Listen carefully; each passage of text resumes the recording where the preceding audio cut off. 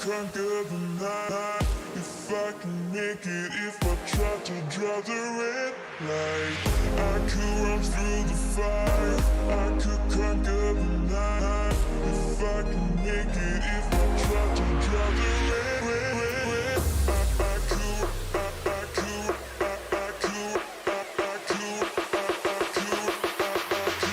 I could run through the fire.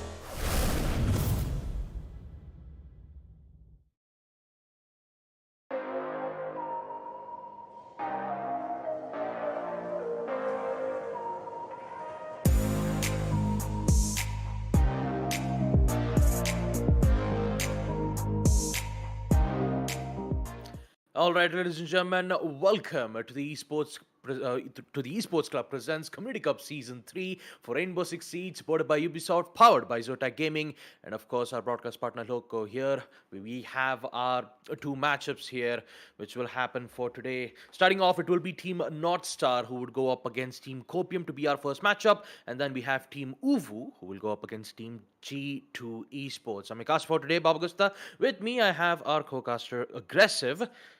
And Aggressive, I gotta say, man, yesterday was some kind of a matchup, and now we're seeing our two upper brackets matchup left for this group stages. What do you think is gonna happen here?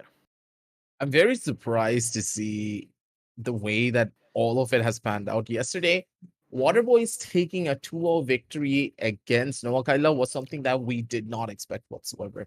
But the shots that came in, man, Sandy just went crazy. He was dominating through both of the games. He ended off the second game on a 14-7 scoreline. And that is something that's not easy to maintain a 2 KD, especially against top level professional players. But as we jump on down over towards the brackets to get a recap of what happened all the way from the top, all the way up till now. Crouch Potatoes, they took a pretty convincing win for their own against Geetwo Esports. And of course, at the very end of the day, they're now down towards the lower brackets of Kira going up against Noah Kaila. But for now, let's see who's going to be joining them over towards the lower brackets because North Star versus Copium. This is a match that will be a little bit interesting because North Star, they have a lot of prevalent names in our scene, but for Copium, I don't know them personally, but maybe you can enlighten me a little bit more. I mean, talk about Copium, though, the team itself. There is a lot of recognizable players here. You have Shindra, who is currently a player for Kira Esports. Apparently, is currently playing on Team Copium as of now. You still have Vortex, Psycho, Vidvi, Cheesy Chimkins, who are one of the most recognizable players in the South APAC region. North Star is a bit of a new team. It's kind of like when you have a certain team, you have those good names that you have, especially when it comes to the names of North Star. It comprises of constellations like Libra, Aries, Leo, and then the rest of the three is like E404, Devil, and Ultra Noob 69. But other than that, they tried to make an attempt, and it's actually a good attempt. I actually like the names on the side of North Star. But for now, let's.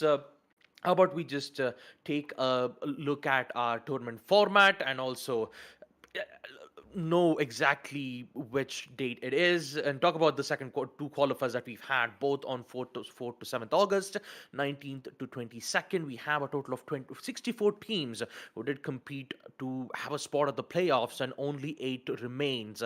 And this is exactly what's happening here, folks. It's already 25th of August. We have our top 8 teams. It's now running in with the upper brackets, and these 8 teams are fighting for the prize pool of a total of 6,000 credits, first place, and that is per player. So a total of 30,000 credits is up for grabs for the first position, but you still have the rest of the places from second to eighth with 3,000 and 8,800, 1,200, and 600 credits respectively. So even if you did lose, at least getting qualified for the playoffs would be more than enough to get yourself free credits at the very least. But for now, it always comes back to who will be victorious for this community cup, and I really cannot wait what's going to happen here.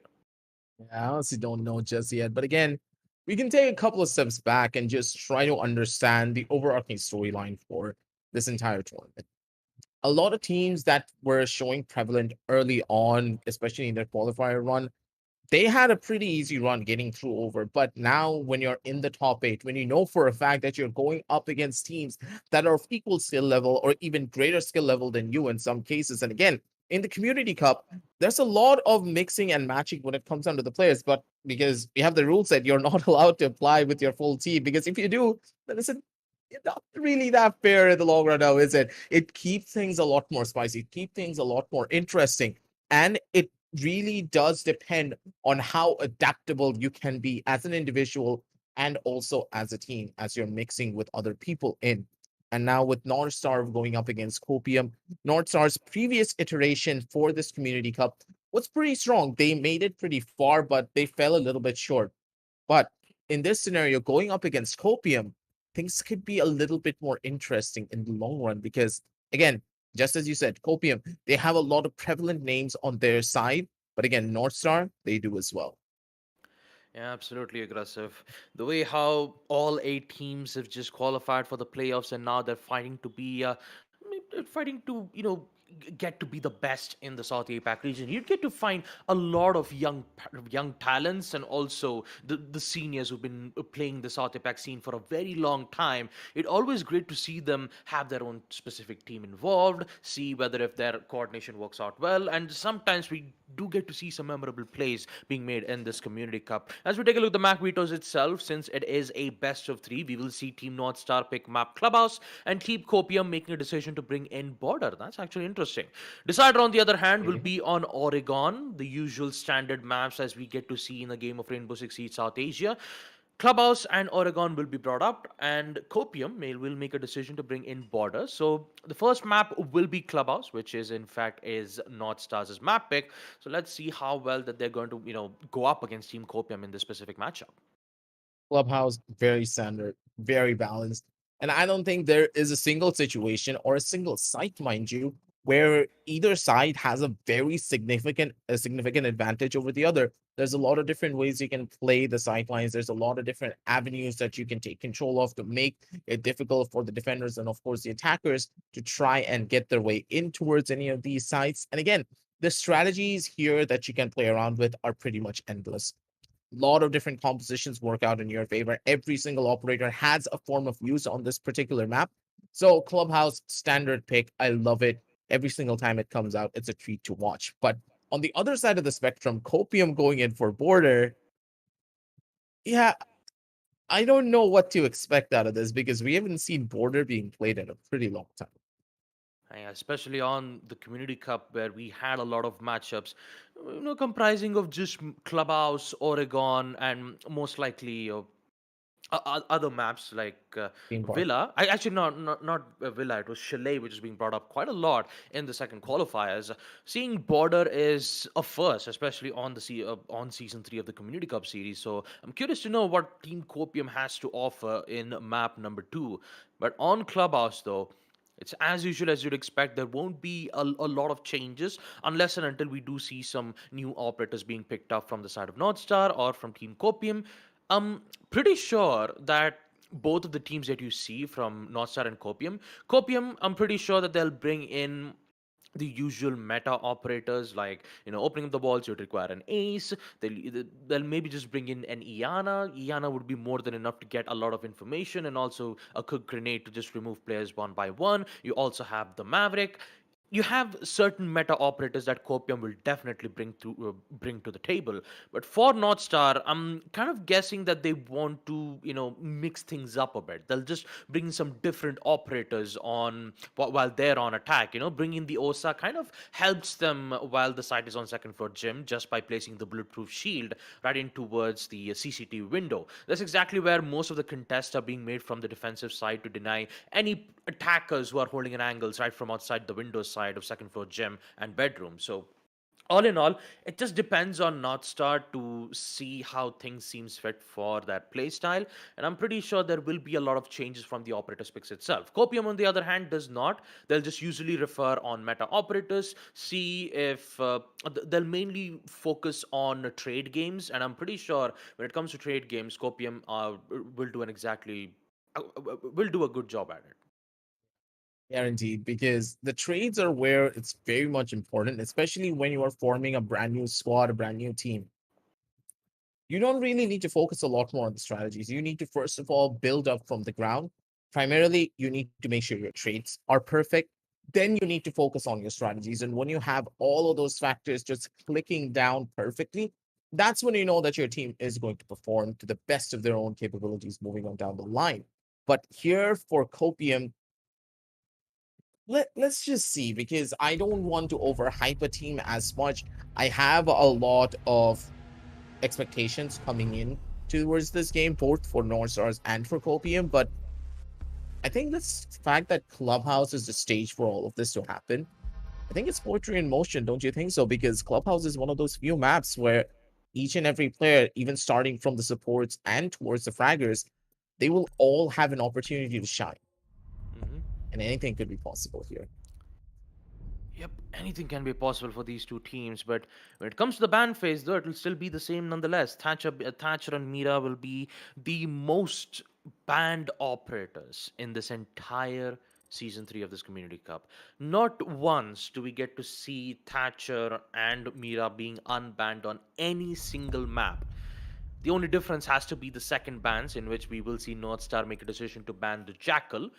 On a map like Clubhouse, the main operators that you would love to ban have to be the hard breaches, right? When you have certain operators like the Hibana, which can open up all three hatches with their Excaros pellets, you could ban that specific operator to ensure that it does not happen. But this ban, though, the Kaid, it is very important though, because those electro claws won't be available.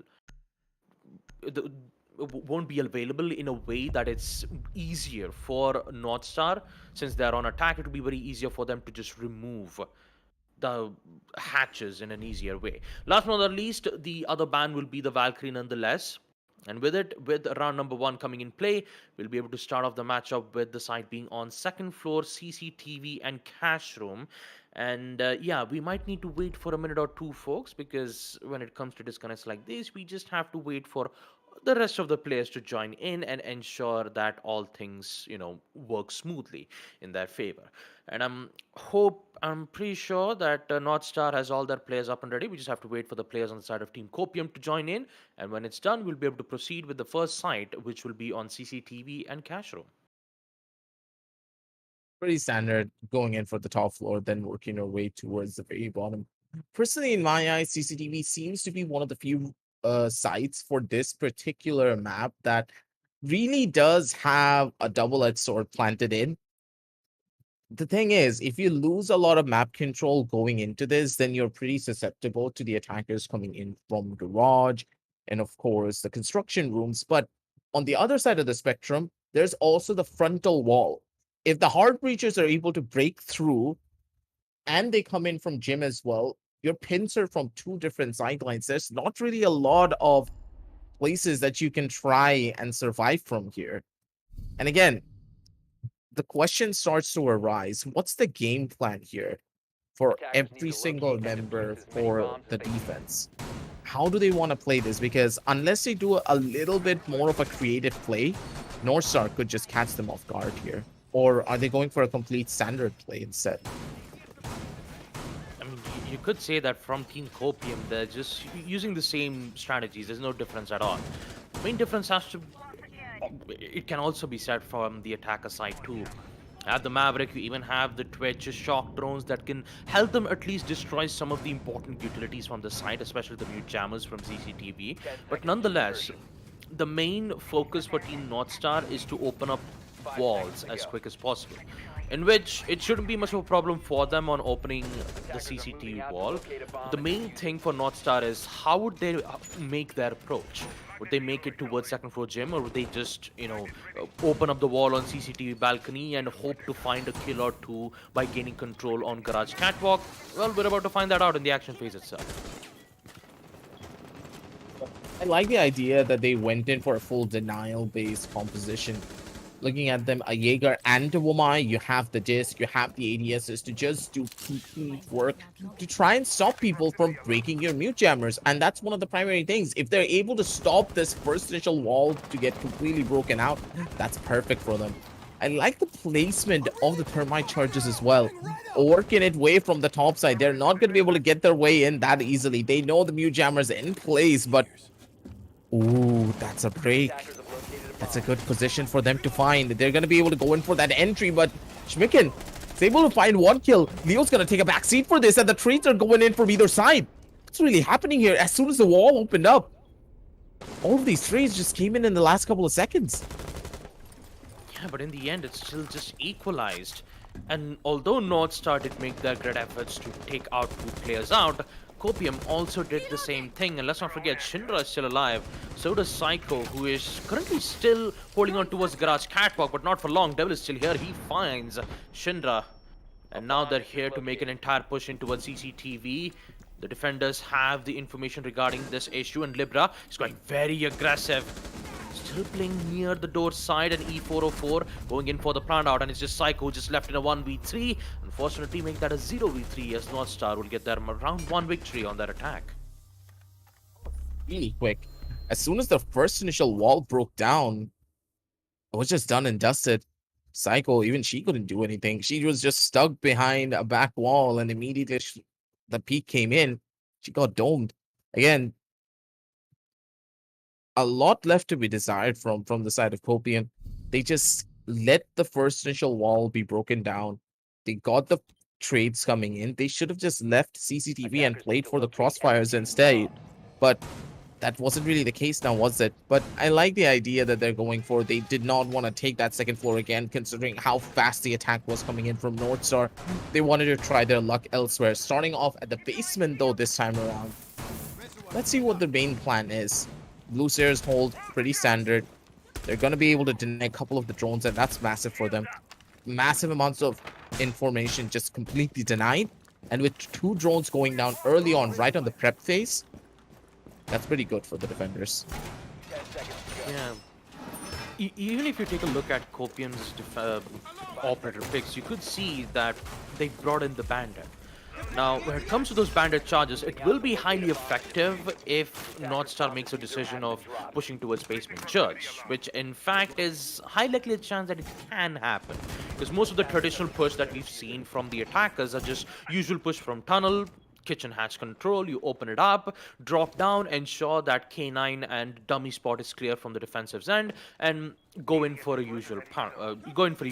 That's exactly how most of the attackers would proceed with that push. But unless if things go south, and if they make a decision to get control on Basement Church instead, that is where they'll be met with a heavy resistance of those Bandit charges. So I'm pretty much sure that Team North Star won't be doing especially that. And with that cluster charges, it will be very important for them to remove some of the certain utilities which is being placed around the site on Arsenal Room. So it shouldn't be much of a problem for North Star to make their push. The only difference is that they need to have control on handling out the roamers. And Shinra is currently the one holding out the first floor place, and Leo might be able to get the shot or two, but Shinra needs to be careful though, because he's going up against an LMG with a total of 150 bullets. So he needs to make his peaks count, and he needs to ensure that a headshot has to be accumulated for Team Copium to get that early peak. Really slow start coming in from North Star. They're not being aggressive whatsoever. The gem line's going to spot out the first initial player. A very aggressive play coming in from the smoke, but okay, never mind. That's just going to be the first initial play coming in from North Star. That's a free kill for them to find, and because of it, they're going to be able to work their way in. The smoke getting taken out this early on, that's going to be a big hit. Leo's going to be able to take down Shinra. And the entirety of the basement is now completely theirs. They're just going to need to walk in towards the Arsenal room. And this is just done. Great. It's going to be perfect. But Ares! Did it bounce towards him? No, it did not. He accidentally threw it towards the tunnel side. That's so unfortunate. But in the end, we will see North Star gain control of the situation nonetheless. And Leo will be there to clean it up now. Leo would be there just to clean it up without having any issues. Round number 2 still in the hands of Team North Star, and you even saw what exactly happened there, aggressive, right? You saw them gain control on kitchen with the help of Fuse's cluster charges, and then when they initially got the kill, when they removed Avidwi out of that tunnel, they decided to pressure in towards the tunnel side, whereas they still had control on kitchen hatch.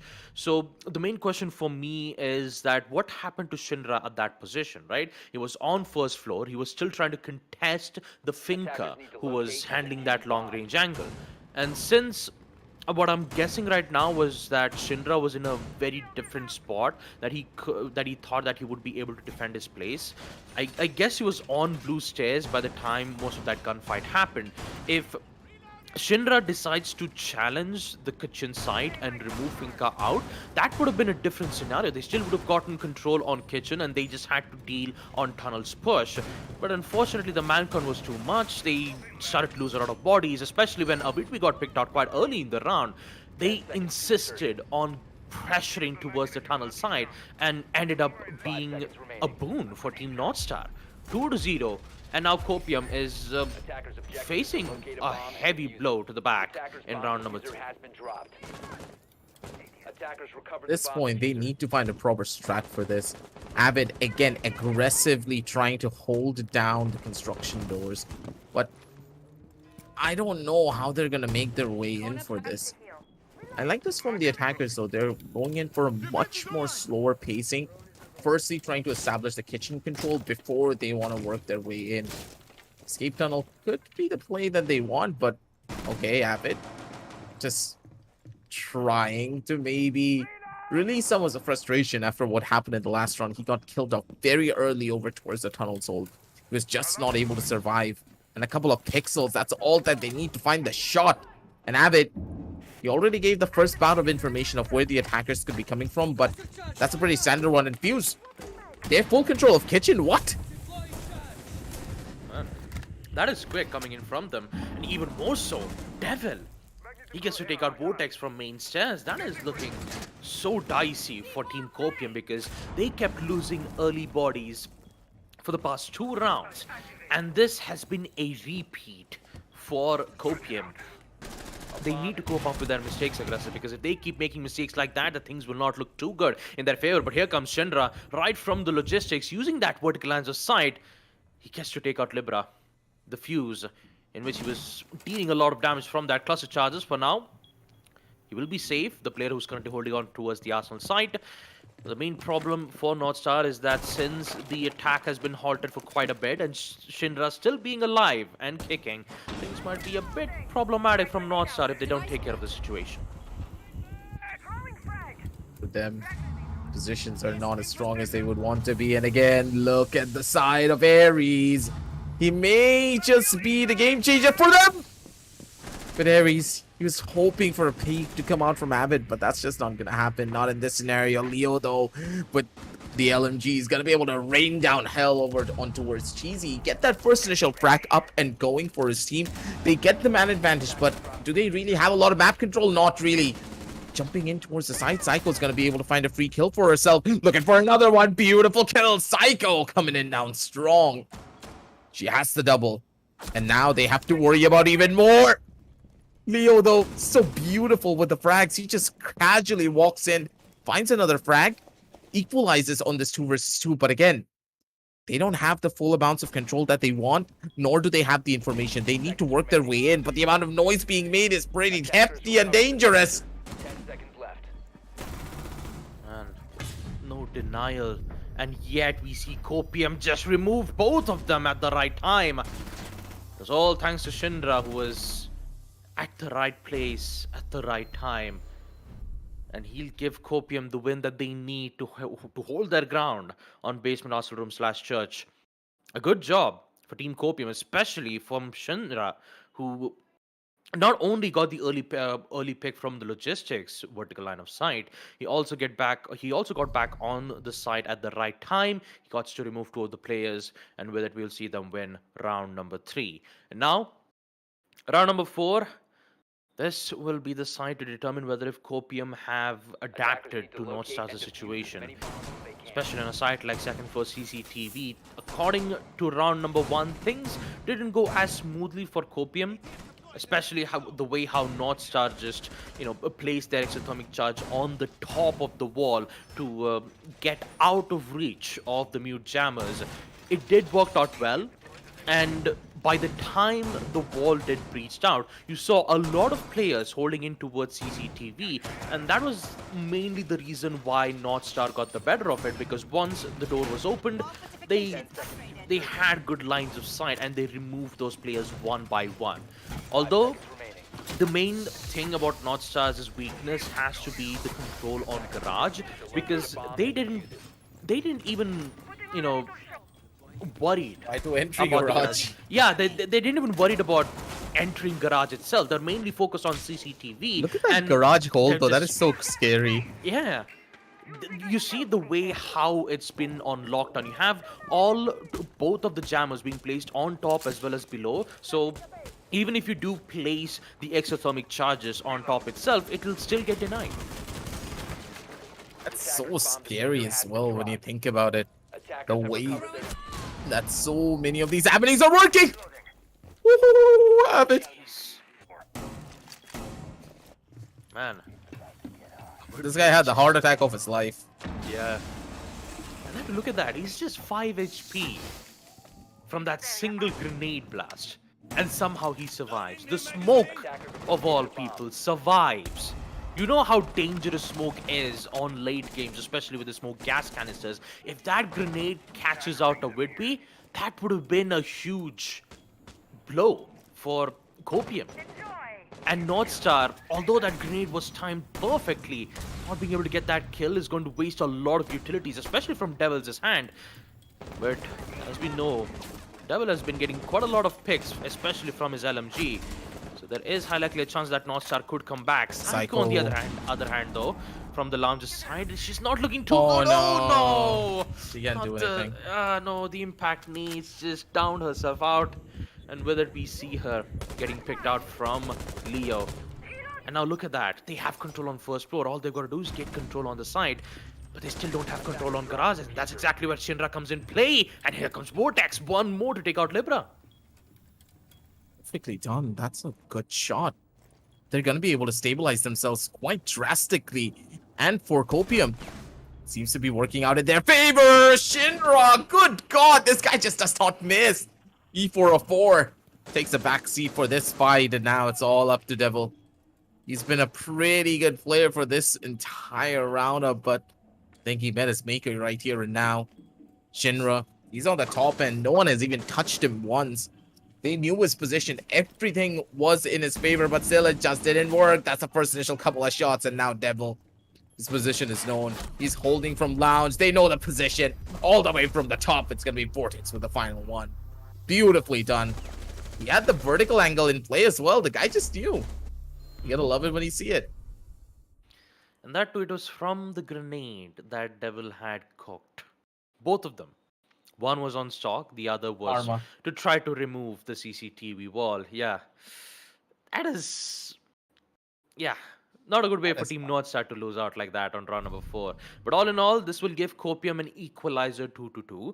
And the site for Copium to be defending has to be on gym and bedroom because they've already succeeded defending on both the sides of basement and second floor CCTV. So gym and bedroom will be a difficult site for Team Copium to succeed on this hold unless and until they find a miracle of getting an early peak or two, in which Shinra could, Shinra can.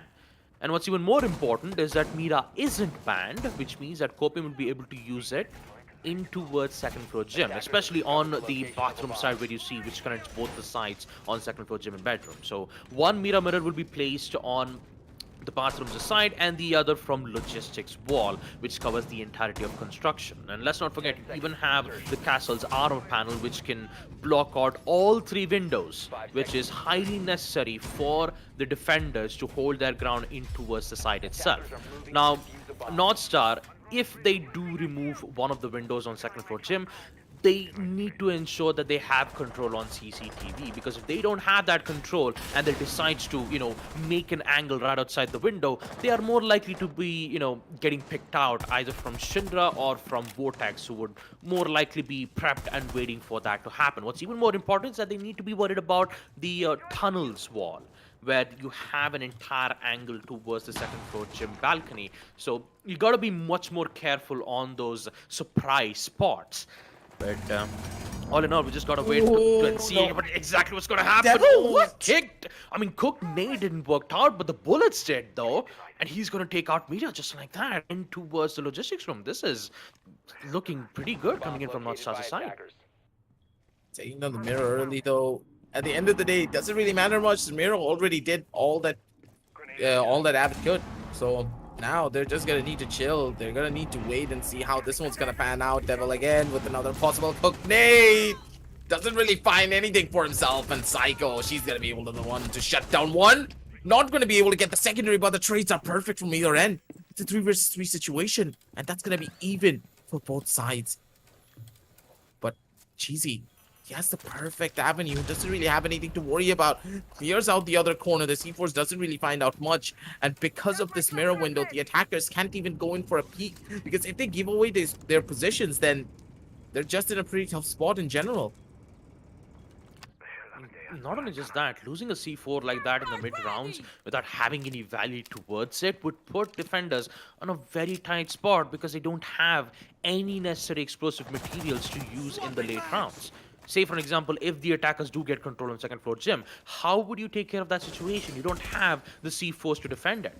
Although you have good angles thanks to the mirror windows, mirror walls. You still need to be careful on this push, which would happen from both the main stairs. Devil is here, so does 404. Just trying to find a pick or two, but they're losing a lot of time. And Libra, all he needs to do is just drop down from the logistics to ensure that he might be able to get a pick or two, but Vortex just denies it immediately when he sees that. Cheese Chimkins, on the other hand, gets picked out on a very bad spot, but he gets the kill anyways. He drops the diffuser, and now Devil, he needs to clutch out this 1v2. Not a lot of HP to work out with the Cheese Chimkins, goes for an aggressive attempt, and Vortex just peeks it. Vortex peeks it, just a quick peek of that too, to save his team, and also a victory at the hands for Team Copium. 3-2 will be the score line, in which in round number 6 there is high likely a chance that Team Copium can put themselves on a good spot. 4-2 can be the deciding factor in the first half. Dude, that is so rough. If he hit that shot over on the bandit, then it was just over, but no. It's a pretty hefty miss, and because of it, they're going to be feeling that pressure. Northstar probably kicking themselves for that one, and now Copium, they're the ones in the lead. They started off pretty slow. They were having such a rough time trying to understand what they were doing wrong, but as soon as things started falling into place, as soon as Shinra was able to get that clutch, there was absolutely nothing that could stop this scene.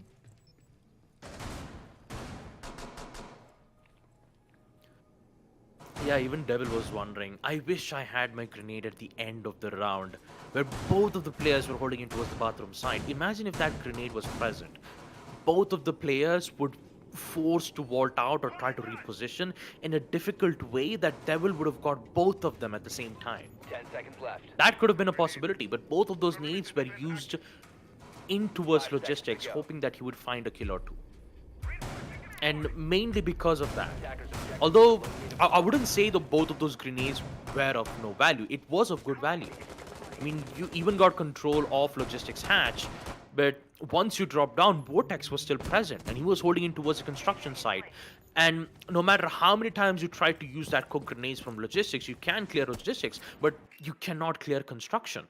Because the construction floors is not soft floored. So now you gotta wonder, you gotta ensure that whenever you use cooked nades, it is heavily necessary to have an attacker drone to give them vital information from the yellow pings that they give it to you. Because once you have a yellow ping and still the defenders chose to stay, you are more likely to get picked out from that cooked nade itself. That's exactly how it works out if you want to have good values from those grenades. But since Northstar would prefer trying to, use the grenades on that good spot. Sometimes it works, sometimes it does not. And I would say having that 50-50 gamble is not a good way for Team Northstar to be doing on certain situations. But the C4 from Psycho, though, she might be able to get a kill or two. All it needs is just a simple information. There you go, C4 toss. Will that connect? Yes, it does. There goes Leo, and with the power of information, Copium will get their first frag. Gotta say, especially when it comes down to these type of explosive plays, you need to have information, and I completely agree with you. We can see both of these teams just sometimes use a lot of their utility without really any forms of information, and that's what's really causing them to lose out on rounds. But this time around, I think they actually listened to you perfectly. They're utilizing every single bit of their utility based upon the information that they gain as individuals or through the usage of their drone. So that's perfect for them in the long run, but they now have to worry about even more. One person playing from the head glitch. Is he even going to be able to find this shot, though? It's going to be very difficult because Vortex doesn't really give anything up, and now they're doubled up. That's a double cross. That's going to be a double peek as well. Devil fighting up a bit more than you can chew, and it's going to be your teammate who dies at Vortex. Good swing there, buddy, and a headshot to boot. Shinra goes moo and shuts down Libra. It's done. It's dusted. And E404, Northstar, they just had such a strong start, but at the end of the day, it wasn't enough. Look at the way that they're going this. look at the way that they're playing around with this as well. They're not over peaking. They're not over committing. They're showing discipline in Vortex. He's an anchor that we all need in our games. This man's just on fire. Just look at him.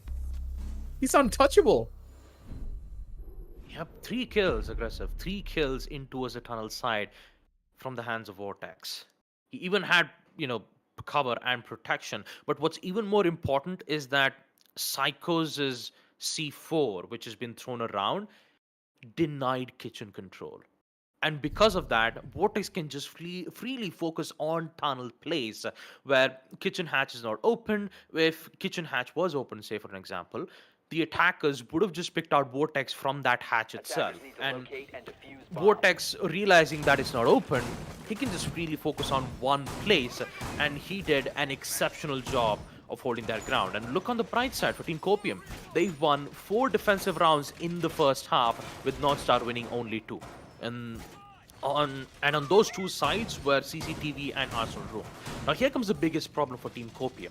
In the first early rounds that you'd usually see, they don't usually do a good job on defense, right? Both on round number 1 and round number 2 was a bit dicey from Copium's end when they were on defense. And you could say that this could also be the same thing on the second half too. It kind of feels like Copium wants to understand the way how North Star's defensive hold is. And in order to do that, there is high likely chances that Copium could lose round number 7 or 8. But once they get the hang of it, once they get to adapt the way how North Star operates, then you could say that Copium could come back and ensure that they'll be able to get that victory. But the main problem about it is that North Star is currently on defense. Wait, what? Error 404 not found, aggressive. That's exactly what the main reason is. What just happened? I have no idea. Did Libra someone just got try kicked to? I'm saying, right? Error 404 not found. The main reason why I'm saying this is because there's a number E404. That's the joke. Don't explain that joke. Don't explain that joke, man. As soon as you do that, it ruins it. How many times have I told you this, Baba? Tell me. I'm sorry, aggressive. I thought you didn't get the joke. So No, don't explain the joke. God damn it. I've been through certain situations where I tried to say the joke but somehow didn't get it. But yeah, anyways, just focusing on the round, you see how North Star is just losing a lot of players, right, aggressive? And I'm pretty sure that Copium has things under control here. Yeah, at this point, especially after such a blunder, that's a pretty big hit. You lose out on one of your players this early on, and that player was your mute. So yeah. The availability of rotating all of your gadgets around, those new jammers could have been so massive for them to just completely play around with, and the Womai stuck between a rock and a hard place, absolutely nowhere to move. Devil's trying to be an absolute danger man, but doesn't really work out. And goddamn, Copium, what was that hit? That was so quick, that was so clean, and that was so fly. They went ham and they just ran over their opposition. Chef's kiss level of execution, North Star. They're falling apart. Yep, they are. 5-2 with Copium being the ones on a ridiculous lead here, folks. And they're here to end it out. All they just need is just 2 round wins on a tank, and they'll succeed. A map number 1 in which it was the map picked by Team North Star. So on round number 8, the side being on Church and Arsenal Room, you see some changes being made on the Operator's pick itself. You have Leo bring in the Vigil and Devil with the Oryx. You have both the Roamers, which will play a very important role on gaining control on first and second floor. Unless and until Copium just removes these 2 players out, it's the entire site will be at its weak point. You only have 3 players in which you don't have any denials like the Smoke or a Tachanka. You know, when it comes to denials, having a Smoke would be a good thing. I mean, Tachanka, yes, you don't get to see Tachanka being brought a lot, mainly because of how, how his Shumika launcher doesn't, work out the way it used to be. But, having a total of 20 launchers, I wouldn't say 20 launchers. You only have 1 launchers with 20 shells in it. it can deny each one of those pellets can deny 5 seconds. So if you just keep using it, you're more likely to be, holding the ground when you have the chunka. But the main problem is once you equip the launcher, you are more likely to get, targeted out. You don't have your weapons equipped. You're more likely, just technically you're just vulnerable, right? So So you just would at the prefer, Chonka. yeah, you just prefer using smoke because it's a throw and detonate mechanic, whereas the chanka is like equip and throw. So both of them has its fair share of uses. Smoke being a 2-speed, 2 armor operator, whereas the chanka being 3. But focusing on the match, we see Leo, who gets to have the better end by taking out a Whitby instantly. And you could say for Team North Star, taking out the Finca is a good way to start off in the early round. Indeed. The Finke getting taken off the board is possibly the biggest one for them, but Leo, wait, what? Okay. Confused He- Unga Bunga? he just runs away to safety, LMG in hand, and somehow he gets to survive that. And in just 30 HP. Apcat worked? Attackers recovered the diffuser. How? How is that possible? Did you guys forgot about the Capcan traps? All right. Bomb located by attackers. All right. Focusing on the round as we see Shinra using the power of the hammer to open up lines of sight. He will succeed taking out Libra. We still need to focus on 3 more players, and I've got to say this round is a bit more confusing. Habla no español. Uh, But for now, my brain just cannot compute what I just witnessed. It's a very interesting game. I'll give it that much. There's a lot of ups, there's a lot of downs, but at the end of the day, hey, you still have the Habana and you also have the Sledge still alive. There's a lot of lines of sight that the Sledge can play around with. That grenade could be an issue. oh man. Goodbye. Yep, that's gotta hurt for them. Shinra left in a 1v3, a lot of utilities to deal with, and unfortunate that he won't be able to succeed in this clutch. Round number 8 will be at the hands of Team North Star without having any issues whatsoever.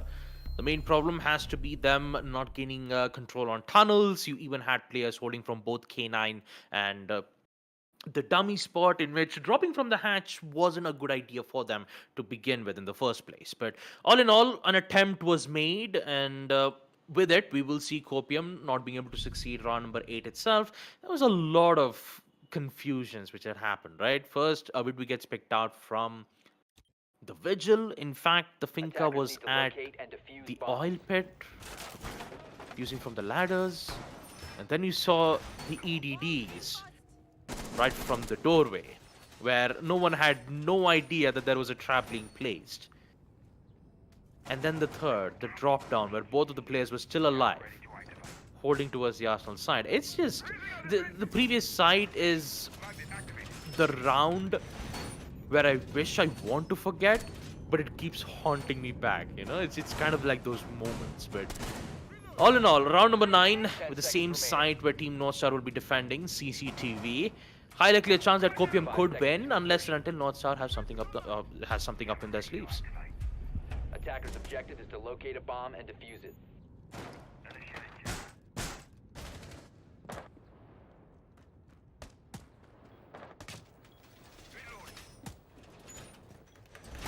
Wall secure.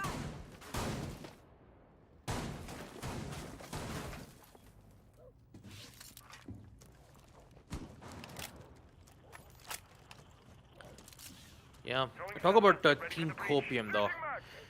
Everyone is prepped and ready. So does Vortex. All he needs to do is just ensure that he'll be able to, blow up that CCTV wall. And the Maverick will be here to just, take out that mute jammer without having any issues. So CCTV wall wouldn't be much of a problem for Team Copium to rely on. The main problem has to be removing players out, and that is towards the garage catwalk. Or maybe, just gaining control on second floor gym would be more than enough for them to proceed with their push. Make a lot of aggressive attempts towards the construction site, see whether if they can get an opening pick or two. But Because looks like from Vortex's end, he might have a lot of problems from his end, but he'll still stay alive nonetheless. No cooked nades being used from Copium's end, as they're still trying to figure out a way to to find those remaining ADSs and magnet nades. So once things have been taken care of, it shouldn't much of a problem for them to deal with. But here comes the first frag. It is Syndra. Oh! Great shot though from Vortex. Instant denial and a headshot of that too. Good night.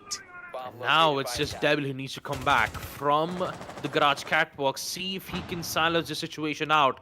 He doesn't want to give Copium the control on garage, and maybe Syndra has something else to say. Nope, Vortex gets caught out from Devil. He thought that the entire garage was clear, but instead it this was is not. bad. And Leo, oh no, playing so close from the breach. He somehow gets the kill, but instead he gets traded out. A 2v3 where Copium has still things under control, but not for long, as Libra's SMG-11 reigns supreme. Takes out a Whitby, but not for long. CZ Timkins is still present. Now all Devil needs to do is just hang on. Can he do this? The attackers are still, they still have the attacker drones. They could figure out exactly where Devil is. Oh no, Shotgun his will immediately reveal his position. But in just 35 seconds, you've got to wonder whether if Nostar can clutch this one or not. Yeah, this is such a tough spot for them because, again, Devil's position is already known. He has a power spot, but okay! A fadeaway coming in from Shinra. Nicely done. I gotta see this one. Perfect. Oh! Gotta love it when you see it. It was a lot faster on Devil's end, wasn't it? But on his side, it was just clean. He just was able to casually tap him out of existence. You know, sometimes when you see peaks like that, you've got to wonder, how can you get away with a peak like that? Especially when you're out. I'll just tell you simply. Uh-huh. Peaker's advantage. Or is it a Ferrari peak? Bugatti peak. Well, Attackers need to locate and talk defuse about the peaks bomb. as of now. We see Copium being on match point here, 6-3. And now you've got to wonder for Team Northstar. This was their map pick on Clubhouse. Suddenly they're losing control of the situation. Can they come back? Can they survive an onslaught for 3 rounds and ensure that they would put themselves on overtime? But in order to do that, they need to ensure that they would not make a single mistake. Because if they did, if they make a single mistake, if they start to lose a lot of bodies in the early rounds, then you could say that Team Copium has things under control. And talk about the scoreboard itself. Shinra with a total of 13 kills. Vortex, on the other hand, 10 on the side of Team Copium. Then you have on the side of Team Northstar, Devil and Leo with 9 and 8 kills respectively. And now with the action phase coming into play and Team Copium having the ones who are currently having the advantage when it comes to being in the lead. If they have to end this, they have to end this right now, because second floor gym usually favors for the attackers. So the more control that you have, the more power that you will get when it comes to succeeding this round. It's not gonna be that simple though. Especially in scenarios like this, Northstar, you could just say they're the ones who need the actual Copium, because they're at match point already. And they have everything working against them. There's absolutely nothing that they can do to try and even stop this wall from getting broken down. That's going to be the opening that they need. But Libra, good shot trying to take down the Danger Man. But that's going to be the first kill that they require to try and stabilize. Positions are good. They already have a couple of the players under wraps. But again, this mirror window is just going to cause even more issues. But Vortex, flirting with danger over towards the back. He's going to get chipped down just a little bit. What? What? Avid? Huh? Did he just... He just vaulted from the safe zone. And What? now Copium has the advantage.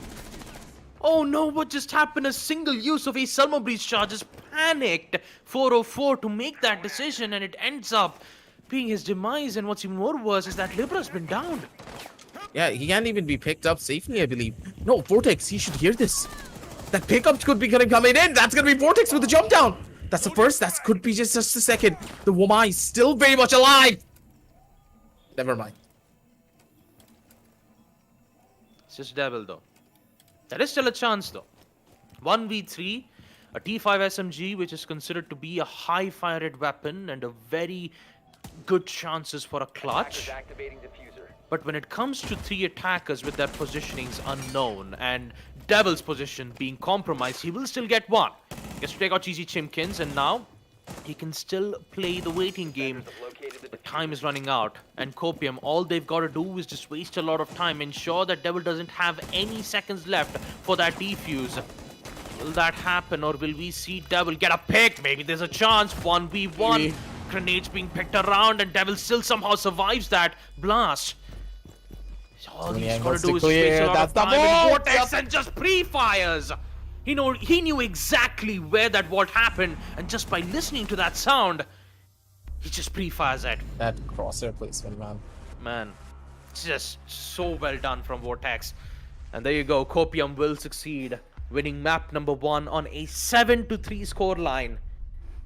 Man, I'm pretty sure on map number 2, Copium can just absolutely demolish them if it works out in their favor.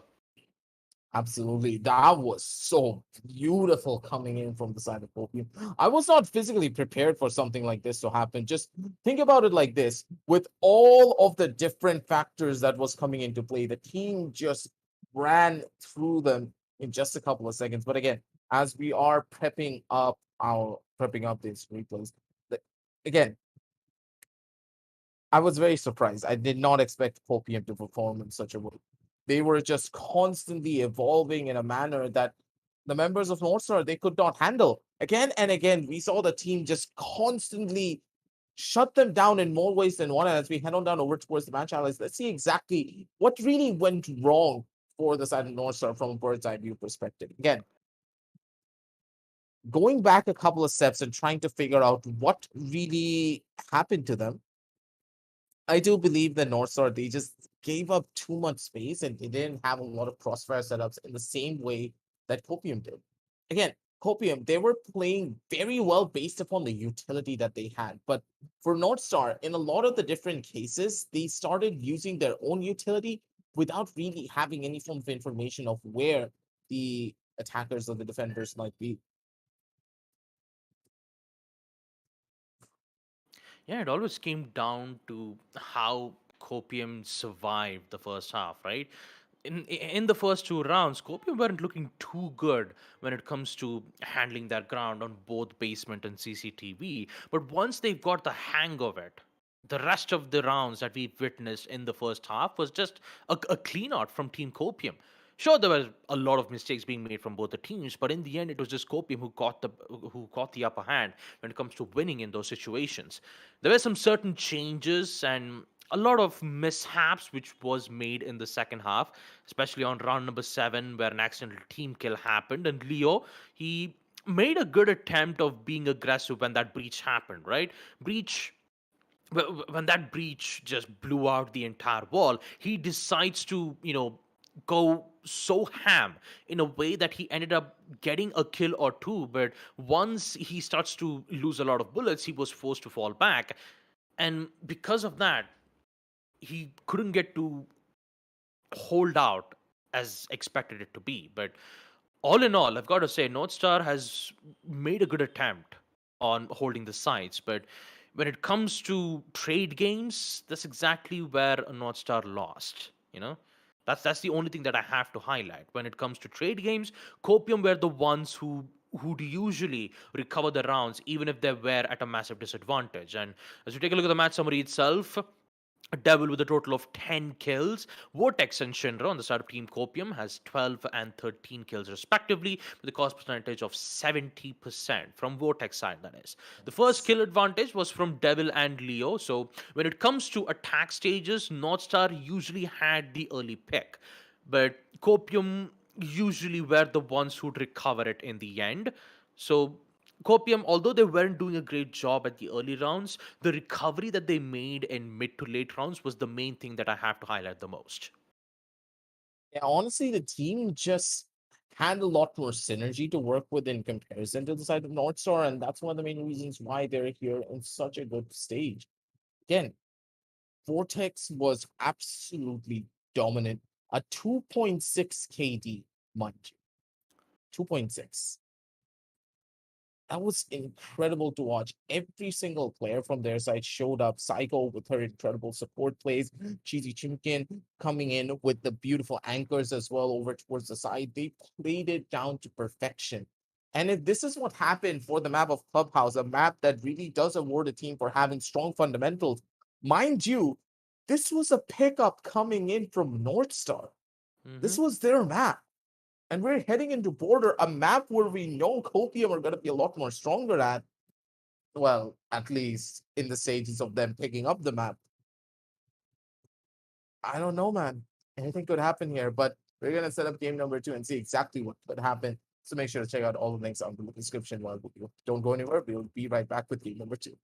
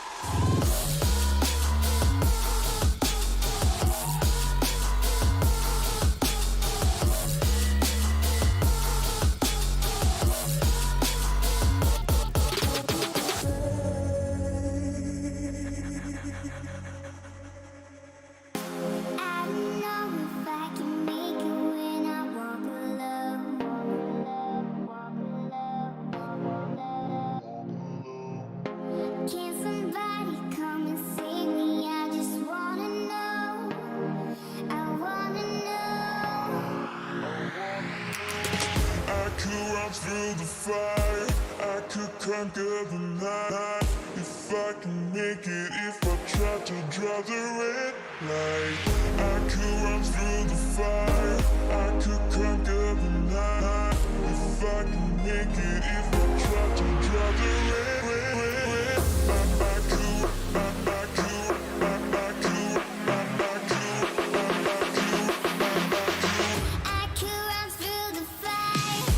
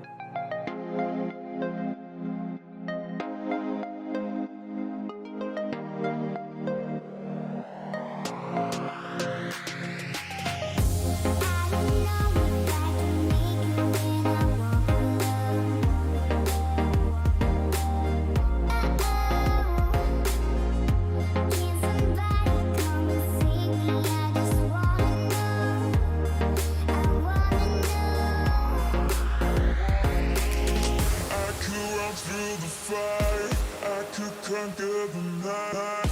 If I can make it, if I try to draw the red light, I could run through the fire, I could conquer the night. If I can make it, if I try to draw the red, I could, I could, I could, I could, I could run through the fire.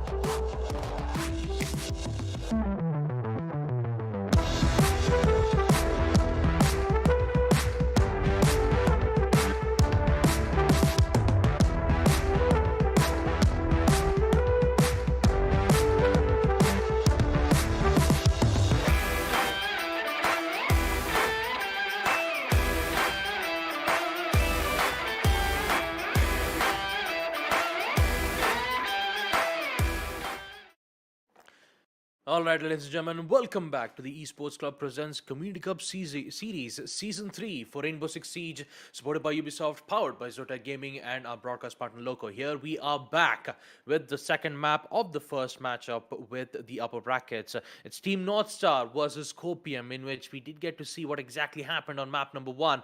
They went all the way 7-3 in the hands of Team Copium, who will win map Clubhouse. And now map number 2 is where we get to see a question where either Team Copium would succeed map number 2, end this upper bracket matchup on a 2-0, or do we get to see North Star win map number 2 and proceed to the deciders? So, Aggressive, what do you think about the second map, knowing that Team Copium has the major advantage? Yeah, Copium, they just look really clean in the way that they're playing. That's one of the main reasons why we were highlighting them so much early on when we were just going through our pre-shows. And you could really see on the map of Clubhouse that all of the things that we highlighted weren't just for show.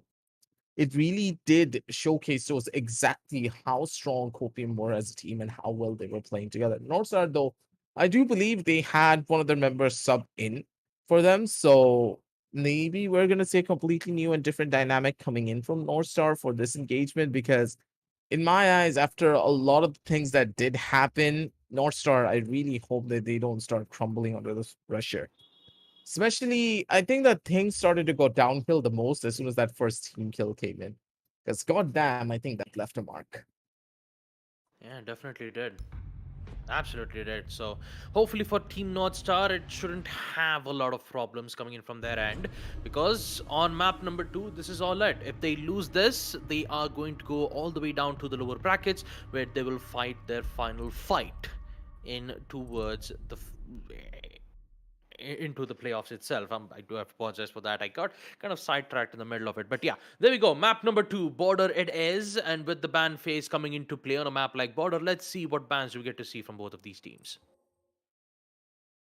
Looking to see a little bit more of an aggressive take coming in from the side of Copium. So maybe a very standardized ban could just be an ace as well. You never really know. Some of these hard bridges would never really do get banned out in a lot of these cases. Jackal is also a very prominent ban. We don't really want to deal with him catching out a lot of your lurks, and especially on Border, you could get away with very strong lurks if you're able to play it down properly. And yep, Jackal getting banned out, pretty standard on that end as well, because the map of Border allows you to just play around with the sheer size of it. Plus, there's so many different corners that you need to clear. It's very difficult for you to get yourself into. And in this case, the Mira getting banned out as well. I was under the impression that Mira wouldn't be as powerful on this map, but hey, I'm not the connoisseur for R6, so you could say something else about that. Well, that's not true. Come on, I guess. I mean, you still do know the most operators work and its metas. So I you could say that you have mastered some of the recent operators. But talking about the second map itself, it's still the same recent bans, right? You still have the Thatcher and the Mira bans being made from North Star's Yeah, end, it's just a and then you pain to have deal with, yeah. yeah, yeah, it is. But knowing that Finca is still being in play for attack, I'm pretty sure, and that in the next patch that we're going to have on Operation Brutal Swarm, there will be a lot of changes being made from this exact weaponry. LMGs will receive a huge recoil nerf. Same can be go with assault rifles, SMGs, and the rest of the weapons in the game of Rainbow-Six-Siege, having to remaster its entire recoil pattern. So you'll have an entire change when it comes to weapon usage. And what's even more best thing about it is that you'll have a lot of changes in attachments. Say that you can equip every single attachment that you have in the game of Siege. Some certain restrictions will be made on the other weapons, but 1.5x scope will be used on every single weapons you see in this game. And what's even more important about this is that Ash's weapon, the R4C, might have a bit of a buff when it comes to this recoil. So all discovered. things comes to those who wait, and hopefully with the next operation, brutal swap coming into play in the next in the next week or two, we might be able to see some great changes being made from this. And I'm pretty sure that Finka's pick will be decreased in a way, because she's also being removed with some certain utilities. Like, she won't be having Gone 6, nor she'll be having grenades. Yeah, that grenade she'll is just a be big having hit. yeah, she'll just mainly having claymores instead. Devil, on the other hand, almost missing the opportunity to take out the player who was trying to make a run out from Whitby. He will somehow survive, and in this way, they'll have some information regarding their whereabouts. Very standardized way to go in for the sentry. They have a little bit of information and who's exactly playing on the other end. The Melusi, though, could just be a massive thorn on their sides, especially with the Banshee just wrecking hell when it comes down to slowing them down from the entry. That's going to be the first level of information. And okay, Devil catches out Abbott, who I don't know, he just got caught with his pants down. What was he doing? Even I'm surprised at this aggressive. Even I had no idea. I thought the Melusi had an exact idea. What? But on the other hand, that wall bang from Libra will definitely put Copium on a really huge, confusing play here. Even I'm not quite sure what exactly happened on that gunfight. But all in all, it is still equalized, and we still get to see Team Northstar getting the upper hand when it comes to gaining control on towards the fountain side. But how will you open up the walls? You still have Kester with the Ace Salmo Breach charges. You could open up some certain lines of sight, but you still have Psycho. She is still holding on towards the officer side. Not gonna let a single player for Team Northstar to make an attempt. What is gonna happen here? Aggressive peek, and that flashbang will give Libra the kill that he needs. 2v2, and it's still favoring to no one at this point. It's so balanced in a way that even the man count, it's still the same. 2v2 as we reach 50-second mark. Northstar, they still need to make an attempt. Still have an ace up and running with a couple of the utilities in check. Vortex, he needs to survive this one. He still has a C4 in hand. That C4 could be deadly for their end, but Kester, beautiful shots! And Vortex, perfectly done. With the surgical precision in hand, he's gonna have to hold under check. Oh, that would have been the play if he still went in for the plant, but no, the diffuser is still in hand. He's gonna be able to plant it down though later on down in the line. That's gonna be a lot of noise being given away. That's gonna be the denial. Who's gonna be the push? There was no need. Could have ran away, but when it comes to a 1v1 situation like that, losing a C4 without having any information towards the site, well, you definitely would feel that pressure, aggressive. And in the end, it will be Kester who will get away with a win like that. 1-0. Winning a site on second floor, Arvind Lockers and Archive. And on round number 2, let's just hope that Copium could, control themselves from their aggressive peaks, especially a Widway, who had absolutely no idea about the player's Attackers need whereabouts to locate and from defuse the as many hallways of bombs as they can. West Stairs. Actually, not West Stairs. It's actually from East Stairs. Apologies for that. But talk about round number 1. It was, I don't know, a series of events that even me and aggressive, both of us were confused. Just a confused Unga Bunga runs. Let's just Bunga not talk bunga. about that. Because Northstar, yeah, they played it pretty well, but at the end of the day, was it really the most perfect of rounds? Did they really deserve that win? Not exactly, because it really did come down to the wire. Copium, they were making a plethora of mistakes, and Northstar were able to capitalize upon to let them even entry on towards the side, and that's the thing. Attackers must locate You and can't defuse the always bomb. rely on mistakes like this to give you that edge as a team. And if you're waiting for your opponents to make the first initial flaw, then it just won't work out as perfectly as would have want to. But again, Avid looking for this run out peak. This could just work, but at the same time, it could backfire instantly if he's not careful. Avid, he needs to play this one slow. I understand you want to play aggressive as the Melusi, but still, your teammates, they need you as well. I'm reloading. Team needs you, Abidwi, and if you make the same mistakes like you did on round number 1, then things might not look too well for Copium. But at least on the bright side, you could say that he's not holding on from the angles of east stairs. That is for sure. At least he'll be in a place where he could support his teams. But it will be Vortex who gets picked out from Leo's end. I'm guessing that it happened in towards the server room's side.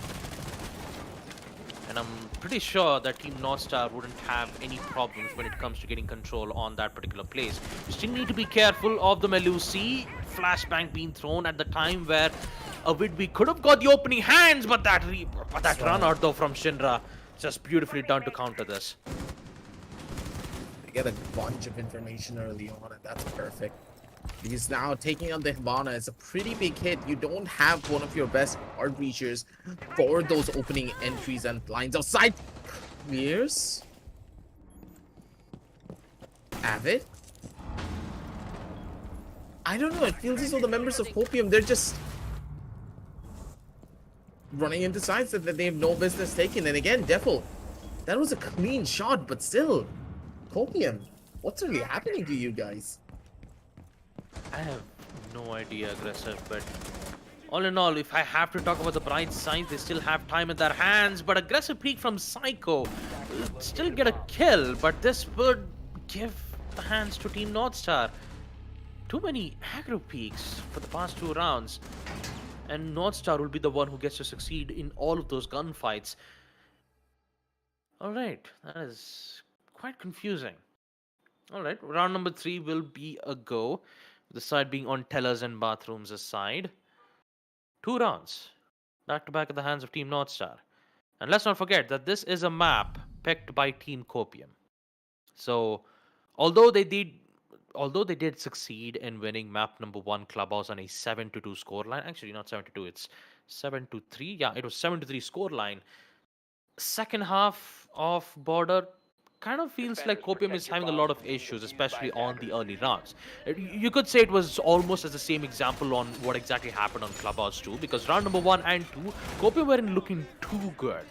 But then suddenly they start to bring it back on round number 3, and then they start to make plays which are heavily influential from the defensive side. But in order for that to happen, you need to see plays from a Whitby, you need to see plays from Shinra and Vortex to get that early peak advantage. And those 2 rounds, as we saw from Team Copium, round number 1, they went too aggressive. They decided, you know what, let's not be at a very aggressive angle, let's just play near the sites and support each other. Round number 2, they decided to do exactly that. And turns out they started to overpeak on every single angles, and that too, it's not just a simple jiggle peak or a quick peak. They went for a wide peak, and that is making me confused for that entire round, on the entire second round itself. Like, why make an overpeak like that?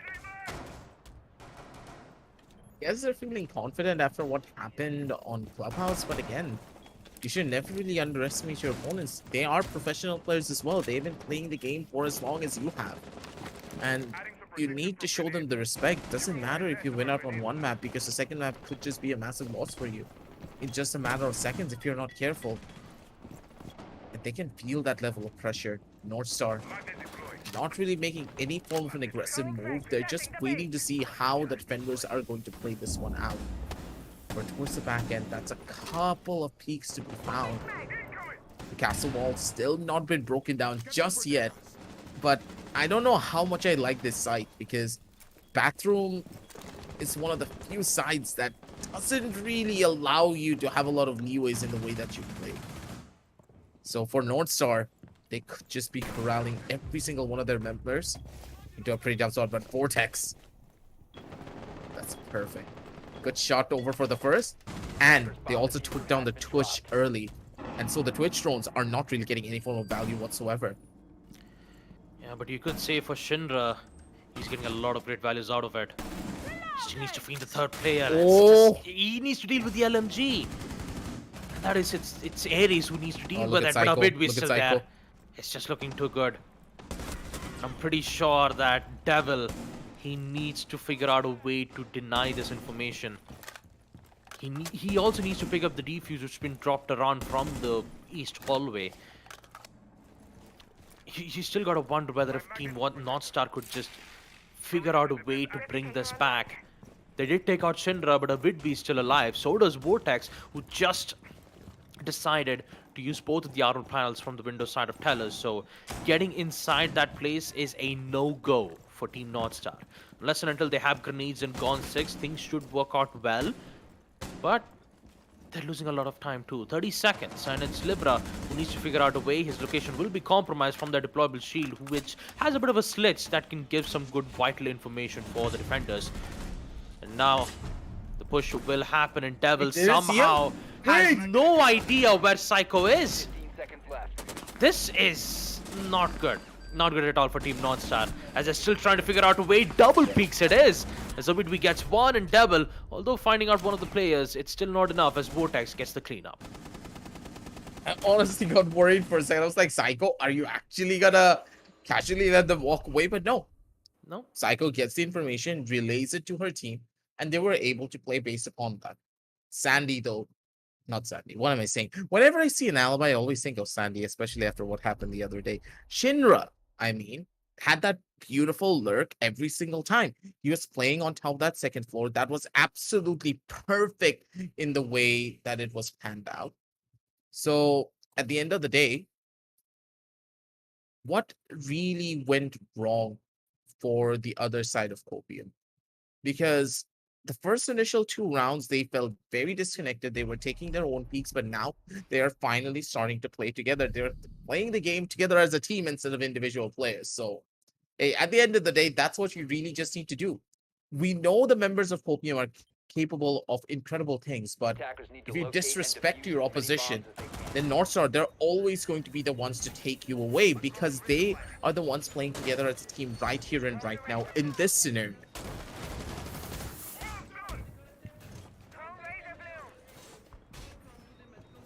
Round number 4. Site being on Armored Lockers and Archives. It's the same site that Copium had lost twice. On round number 1 and round number 2. So whether or not Copium decides to change their approach on defense would be a good idea, especially with the bit we're 5 bringing in seconds to insertion. the operator Thor. The traps will be more problematic for the attackers, and they need to find a specific way to deny it. And what's even more worse is that they don't have neither the IQ nor the Twitch to remove that important utilities, so they just have to rely with grenades and attack drones to get the information on those traps.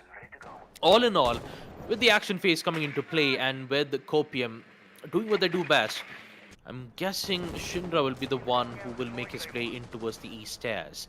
The rest of the players would be playing around the site, maybe not making an approach in towards the service side itself. They'll just play this patiently and wait for the attackers to make their play. You could see an entire lockdown being made from security room with the help of Castle's armor panels. One of the barricades have been reinforced with the armor panel, so it should be given more of as a protective place for the defenders to hold their ground. But here comes the first frag, and it's a Vidwi all the way towards Armin Locus who gets the upper hand on taking on Devil. He actually found that. Yeah. Not with this weapon. It is. Oh, whoa, whoa, whoa, whoa, Evan! Calm it down, buddy. That's a little bit too much of an overheat. I know you like to play a rough, but again, maybe this could be. Never mind. Do whatever you want. I don't care. I mean, Vidwi is just still dealing major damage to all 3 players. What just happened? Both Ares and Leo, both of them are so low on HP, but he still wants to contest. He's still fighting this. I don't know He's still why. fighting. What? Whoa, Vidwi, no, what guys, are you I'm gonna run doing? out. It's still Hello? going aggro, but in the end, the anger is contained from Ares. But look at the players left here, aggressive. It's just 2 players left from Team Northstar. And Leo, he will at Two least players get can to take do out a lot of Vortex, but a 2v3 situation where both of them are so low on HP, there is still high likely a chance that Northstar could win if Copium decides to go aggro. And they've got to control themselves as of now. Vidwi, on the other hand, he just went ham all over the place, and he ends up dealing so much major damage to Northstar that they didn't even expect that it would happen in the first place. Lost a lot of time, and it's just 45 seconds. CG Chimkin is just safely with the deployable shield, but Ares, oh, Wait a beautiful minute. shot of that to take out Shinra, and Psycho. She really needs to be careful though with those shots. And Leo only has one surge. That one surge will give them some certain amount of HP. And there you go. Leo is back on 50, more than 60 HP. Same thing cannot be said to Ares. But Copium needs to control, and Psycho, on the other hand, she wants to go aggressive. She will get one. And Leo, will she get the kill? Yes, he does. Leo will get the kill nonetheless, and now it's a 1v1. What just happened? North Star, they were at a 2v4, and now they're taking so much control. CC Chimkins, will he get the kill? Yes, he does. Oh my god, that was too close. So close, Copium. Please, control. They're actually Control Copium. They have the Copium, man. It's okay. Just cope up with the anger, bro. Come on. This round just is one of the main reasons why I need to make sure I have a medical insurance. Mm-hmm. This hasn't helped me out with that. Life Because- insurance, right? Yeah. I need it at this point because this round was way too close for comfort. And I saw players just dying one by one. Each engagement was a 1v1. Yep. But the 1v1 was the attackers just casually killing players who were over-aggressive way too Defenders, often. protect your bombs from being defused by attackers.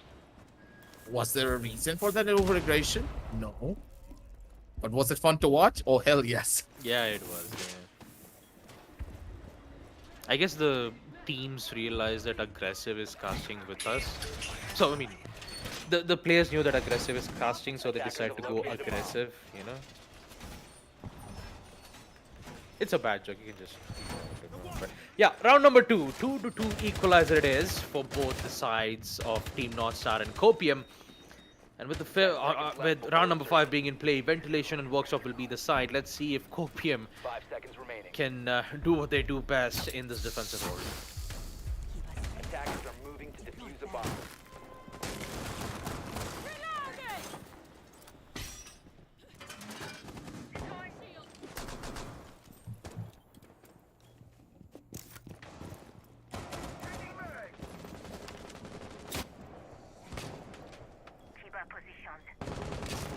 Action phase is already in. As we get to see Shindra, who wants to overpeak at this angle, and he gets picked out from Devil. Not quite sure exactly what happened from Shindra's end, but we will see North Star get an early pick nonetheless. Sabitby, on the other hand, will give some useful information from his heartbeat scanners. Good information at that too, to determine whether if they could find a player or two, but the cluster charges though from fuses will give a major damage. That taken out of Whitby. Psycho, a very risky peek, but it had to be done in order for her to rotate back in towards the side because no one is holding it. And Vortex is the one who will try to gain control from armory lockers. He will ensure that none of those cluster charges would be in play, so the players will be safe, but for how long? That would be the biggest question. Also, it's just waiting. Yeah, Just look at them. they're still waiting, yeah. They're just chilling in the back and they're not even going to do anything because they know for a fact Copium, they're constantly going in for over-aggressive peaks, and if this is how you're going to play, we're just going to punish you in more ways than one. Cheesy Chimkin, though, completely spotted out, needs to go in for a rotate. That's going to hurt. Now they're going to feel the pressure. Vortex down to a 1 versus 4 situation. The guy doesn't even have enough HP to go in for this engagement. Positions known, everything's being given away. He doesn't really know which angle does he want to take. And Libra with the LMG, just an absolute menace. Shuts him down. It takes the 3rd round for his team. Perfectly done. Because, hey, at the end of the day, they get the rounds that they need. But one more opportunity for Copium to equalize before the round swap comes in. But at this point, this round was just, again, a very questionable round from Copium where they started to take fights that they really just did not need to take. Yeah, absolutely true, aggressive. The way how Copium just went in with their risky peaks, especially when Shindra, you know, when he got picked out from Devil, it was not looking good from Copium's end, especially with that cluster charges which was placed in the windows itself. 2 cluster charges that I'm guessing. Defenders, What protect your and the bombs from best being part about defused it by was attackers. Libra, he didn't even get control on certain for armed lockers. He just placed 2 of the cluster charges, one of them to open up some certain lines of sight, and the other for the cluster charges to go down in towards first floor ventilation. And somehow it actually worked out. It ended up taking out Pulse. And for Pulse, on defense, is such a great operator when it comes to gaining information. And removing that operator out gives a lot of table for Team Northstar to get good control out of it. 10 seconds left before insertion. So, on round number 6, Copium, 5 we've seconds seen to a go. lot of good plays, some too aggressive. Defuse the But bomb. on round number 6, this side on first row bathroom and tellers, this is where they take things, you know, up, they'll just take things nice and slow. They don't want to, give away their site that easily. They'll just see whether if they can get an early pick, and once they get it, they'll just immediately fall back. This is the only site where they've played it as passively as possible. But the rest of the other rounds, they just love going aggressive. It's like my namesake. But Yeah. again, in this round in particular, Avid on that Oryx could be an interesting play, but as soon as the drone spot him, I'm out. He's now stuck between a rock and a hard place as well. How does he even want to play this one is the real question, because again, Copium, they're getting constantly corralled in positions that they don't want to be in, and when they try to fight against that position, they just start getting caught in more ways than one. Avid! Okay. I think he's done.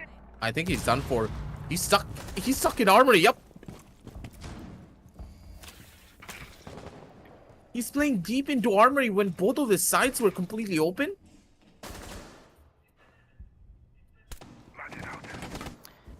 And that too, there wasn't any supports, right? There weren't at least a player who was supporting Avidbee's back. He was all by himself from second floor. And now, since they've already lost one of the players, Copium knows that they have control on second floor. How can they bring this back up? Shinra, he's got to be careful though with that hatch. And he knows for sure that the entire second floor is at the hands of Team Northstar. So the more control they have, especially when it comes to the vertical answer side, the more problems that Copium needs to face in this round itself. Cluster charges is present, which will deal a lot of damage towards Copium's site. A lot of utilities will be destroyed. And they need to think about this. They need to figure out a way to remove Attackers this located a bomb. problem. And Shinra, he is still in towards that workshop site, thinking that he might be able to, make some certain distractions, but it ends up being his demise. Leo has to take out Psycho, but Shinra is here for the refrag. And in just 40 seconds, Copium had at least wasted a lot of time. But is it more than enough for Team Northstar to lose? Really, not in this engagement, because Vortex, he's getting ran over from 3 different sidelines. And Tellers is not an easy side to hold, especially in this situation. Cheesy Chimkin trying to maybe equalize something down, but look at the utility usage coming in from Northstar as well. It's just absolutely perfect. The Yokai maybe gonna give them a little bit of an edge here to deny the plan, but nope, that's also not gonna happen. Cheesy Chimkin shuts down one player. It is a 3 versus 2 situation. Maybe with one more frag, they can do something a bit more different. Doesn't really find out much, but the shots go in, but no real kills come on down through. Ares takes out Cheesy Chimkin. Shinra, I think he's done for, buddy. Maybe good for the first. Not even that. Ares is just way faster. And Northstar take a really hefty lead, 4-2. Get down perfectly. First half, 4-2 is a good way for Team Northstar to end things up in the second map of the first half, Border, which is, of course, Copium's map pick. And in the second half, turns out Copium is not having a good day at all, especially on their own map pick itself. Well, let's see whether if Copium can bring back the rounds that they've lost in the first half and ensure that they can equalize it in the sight of second floor armor lockers. Now, I've got to say, the way how Northstar has been made their attempt on both the sites, on bathroom tellers, ventilation, and workshop, they've done a pretty good job on using those utilities, right? Especially the grenade that they used, right? The cooked grenade that Devil had picked out both of the players, and Northstar were looking pretty good when it comes to getting those early picks. And for Copium, especially for Avidbee, who is not having a good day at all, was all by himself on second floor armory lockers. you could say cornered from both the 10 sides, seconds right? to He insertion. was cornered from both the archives place. He's even cornered from the balconies of armory lockers, and he was caught in a way that there was no way for him to run away from. I And was very since surprised he didn't jump in the hatch. yeah, he didn't even Wasn't jump. he inside the He was uh in armory lockers, yeah, but by the time he was about to run away from the hatch, he got caught out. it's just surprising because if I remember properly, he ran all the way from the locker in towards the open of armory. Like, again, a lot of questionable decisions in some cases, but again, Copium, maybe their defensive side is not as strong and they can do better on the attack. We've seen their attack side be very different. And for North Star, their own defense just starts to fall a little bit too short. Again, I guess it's the age-old truth for South Asian R6. My device is The attack side is always better than the defense, even though this game really does favor the defense in a lot of cases. But you could say that border. Oh, Jesus! All right. I actually kind of saw that angle being made, but in the end, it will be Shinra who will actually end up winning that gunfight. Interestingly enough, informations will be given from the alibi's hologram indicating the player's whereabouts. But will that cooked nade, will that connect, or should I say remove one of the players Oh, that out? nearly did connect. I could have, but yeah, I believe the ADS did catch out of the players, but Shinra is still here for Oh, yeah, protection. that just forced them out into the open. Perfect nades, you have Exactly. to give it to him. Yeah, perfectly done from Team Copium. And now they're starting to get things under control. They're starting to remove players one by one. Triple kill, another kill from Widby. Okay. Now it's Ares who needs to deal with this certain situation. 1v4, grenades being thrown around, so does flashbangs. Will Ares get caught off from the blast? Yes, he does. Gets taken out from Vortex and Copium. Quick round of that too to win round number 7. Again, look at the utility usage. Every single grenade that was used to force the player holding from behind the wall straight out into the open. Mm-hmm. It was perfect to watch. Teller's office. Again, the player was just chilling. He was just waiting on top of the desk for a possible peek with the lines of sight that he made. 2 seconds later, Abbott threw out 2 grenades. And the Jaeger was like, oh God, where do I go? Where do I go? Ran out into towards the open, towards the fountain, where Shinra was just waiting for him. Mm-hmm. Those are the free kills that you need. And Copium, where were these plays when you were on your own defensive side? Because their attack, it started off pretty strong. It did. And what's more ironic is that Jaeger is the one who actually catches utilities, right? And since one of the nades really was on Jaeger's side, rotating out from another place was not a good way for a Jaeger main to go out like that. All in all, what's done is done, and the way how North Star went on with their defensive hold on second floor 10 seconds armory left. lockers and archives, you could see how many players were seconds present on the remaining. site, right? No one was holding on towards the server side. There were some players from the main stairs, but it was more of like a total hold in a way that North Star was mainly protecting for in they were just mainly focusing on an archives plant. That's usually what it happens, you know. Smoke, flashbangs, usually, you know, use the plant and just force them on a post-plant situation. So I think they tried to play it accordingly to that. But Copium decides, you know what, let's just make a usual push towards the fountain side. Since there isn't any presence being made from East is, we got this control. Let's just take out players one by one. And Shinra, he did exactly that. 3 kills from that man right here. 3 kills. That had gave an opening for Team Copium on round number 7. And who knows, he Shinra's might be just able to do another running thing in. on round number 8. No, he's Look just at him. using his he's currently just using his hammer to open up a good lines of sight, whereas the attackers can just easily rotate back and forth easily. That's what Shinra's trying to do. Yeah, but again, it's normally not so common, but the way he's doing it is just so perfect. Avid, though, again, maybe using his utility a bit too early. That's kind of questionable. We saw this happen on the map of Clubhouse as well, where they started using a lot of the utility early on, and that really did just break them down a couple of notches when they went in for their hold. Okay, Ares, he's gonna get spotted, but the man doesn't even care. Casually gets a frag and gets himself out. He's able to get it down to a 5 versus 4 situation. That's perfect for him. But maybe, just maybe, They could be biting off a bit more than they can chew, and that's exactly what's gonna happen. Leo's gonna come in over from the side. Ares is gonna be able to shut down another one, and Tellers and their hold. This site seems to be impenetrable. It seems so.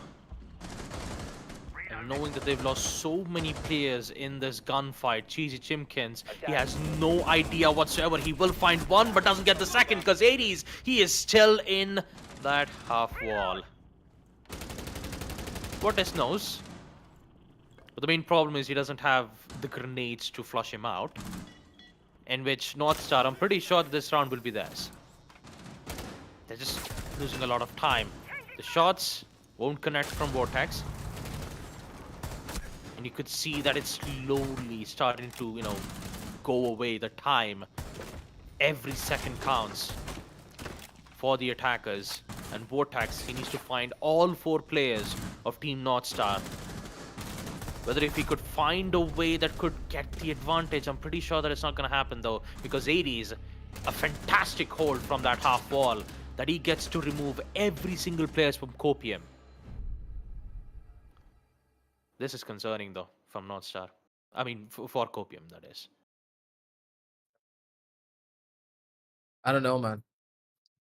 Copium, that side take was just a little bit lackluster. Again, they used their utility a bit too early in this particular round, and it's like a hot and cold game with Copium. Sometimes their utility use are just perfect. They win a round.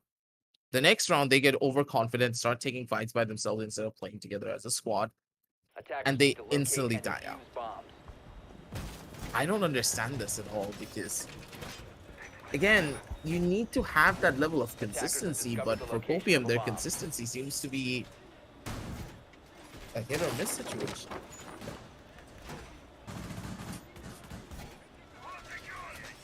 All in all, whether if Copium can adapt to the second half is the biggest question here, because although they've made a fantastic job on Clubhouse, I couldn't say the same thing on map number 2, Border itself. 10 seconds to go. You always have the assumption saying that, yeah, the map number 2, sure, it's picked by Copium. Of course, they're going to win on map Border, but it looks like it's quite the opposite here. 5-3, and North Star requires just 2 more round wins on Border, and I'm pretty sure that it can happen. Especially the way how Copium uses their grenade to good use. There is still a certain situations where North Star can get the better out of it, especially with an example of Ares who just held out the side on second floor. But this can happen if Copium are not, conservative of their utilities. Using their drones to give them good information should be more than enough to guarantee a kill or 2, but you've got to be precise. And especially with the timer, just running out every single second, you always have that constant fear knowing that, time's running out, we got to conserve, we got to ensure that some certain places are in control. Okay. Shinra just gets away with the first frag. And the second one will come into the hands of Vortex. This time Copium are taking things under control when it comes to second floor. And Kesher will lose that gunfight with the LMG holder of Idwi. And now you see North Star losing a lot of bodies. It's a pretty hefty hit for them as well. North Star, how do they really want to retake the sideline? Because Psycho just running down on the outside. She's going to be able to cause a little bit of noise for her buddies to just get their way in, but okay. Leo, maybe. Oh, Surge. Could be on for something big, but his position's known for Leo. What a shot! Vortex doesn't even know what hit him, but still at the end of the day, Psycho, she comes in down strong as the position's ready. And honestly, at the end of the day, Leo just dropped in like a silver platter straight on. 3 kills for them. I guess. And yeah, even Libra's like, what just happened there? Yeah, I guess Leo decides to make a superhero landing and he kind of broke his legs. So, yeah. That's a dolphin dive and a half. Imagine a dolphin dive in a game of Siege. Yeah, well, we actually saw that. Right? Ares just dropping down like a dolphin, but I mean, in the end, the flicks that he made was impressive. I gotta hand it to him. But in the end, it will be Copium who gets the better hand. But I wouldn't say that Copium had a good round in round number 9. They have lost so much control. They even though Copium always gets the upper hand when it comes to winning a lot of rounds, North Star, they're usually the ones who has the ability to come back. 2v4, high likely chances that it always ends up on a 2v2 equalizer, and it has happened countless amount of times on map Border. Clubhouse was a different situation.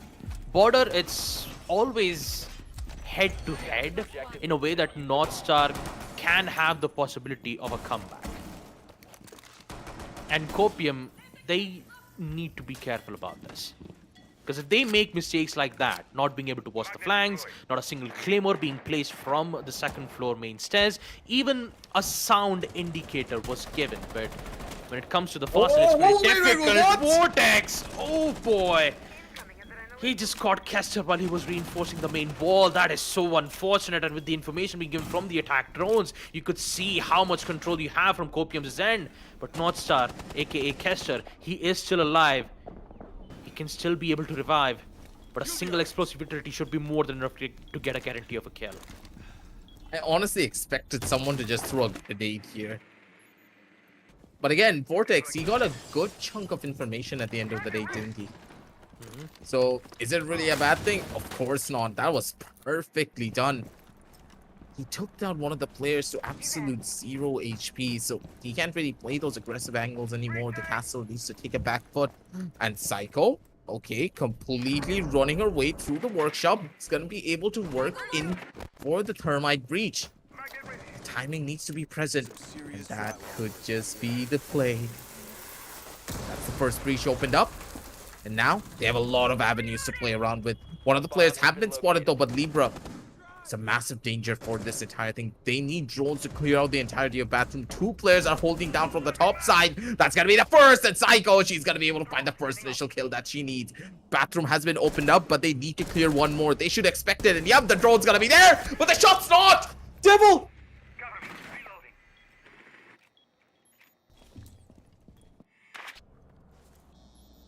This is so close for North Star. And Devil making an opening like that will be so huge if North Star wins this. They are this close to putting themselves on match point and putting us to map deciders. And Devil removing Psycho was more than enough to put Copium in a very bad spot right now. They only have 40 seconds left to make their play. And that cook nade from GG Chimkins might be able to get the confirmation. Oh, yes, yeah, it does! Confirmed. That is confirmed. Even with the Surya gates, it was just placed right from below. But Libra, Oh, they know his position. could maybe get a kill or two. But no, Nah. GG Chimkins will deny that. Copium will win that. Round number 10. They'll equalize it. 5-5. And now, Copium, they've understood their mistakes. They know what went wrong. All they've got to do is just stop making those mistakes. And Devil getting away with kills like that almost gave Copium a heart attack. I wouldn't say a heart attack. I'd usually just say a bit of a panic mode, because ending, you see the way how Devil just converts his team into a 2v2 winnable situation where North Star could have got the better end out of it. But with Devil not being available, Copium did ended up winning that round, right? Your bombs from being defused by attackers. Pretty sure their heart skipped a beat for a couple of seconds there as soon as Devil came in. But again, he's been trying to do so much for his team, but at the end of the day, a single player can do a bare minimum for your squad. They need more because it's just not working out in their favor. And looking at the other side of the spectrum though, Copium, they are having a rough time trying to establish a stronghold, but their attack just feels to be a lot more superior than what we saw coming out of North Star. And in situations like this, the members of North Star, they need to start setting up a lot more crossfires. The way that they're playing their angles, turtling in towards the side, is just not helping them. They need a lot more lurk presence. They need someone to roam out and just feed information to the players playing inside of the side, because it feels as though Copium, they're constantly getting all the control that they want on the sidelines that they're trying to play and the sides they're trying to hit. And that's one of the main reasons why they are able to get those entries, get those man advantages in their favor every single time. They need to adapt North Star. Otherwise, Copium, they could just run away with the comeback here. There is still a possibility of a comeback, aggressive, especially for North Star. Although they've lost a lot of rounds in round number 9 and 10, Copium still has its own weak point. And if North Star finds it at the right time, that would be more than enough to put North Star at a very good stage. But knowing that the site is on second for Army Lockers, the site where Copium had no good control, mainly because of Ares from that half wall where he did ended up getting 2 to 3 kills. And now I'm pretty sure he's at a different place, I'm guessing. They just opened up the wall on Armory Lockers. All they've got to do is just make a push and ensure post plant, but you still got to remove players that are currently hunkered down from the side itself, because once they make that progress, it is bound for counters Attackers have for located Team a North bomb. Star. And Devil playing the Oryx.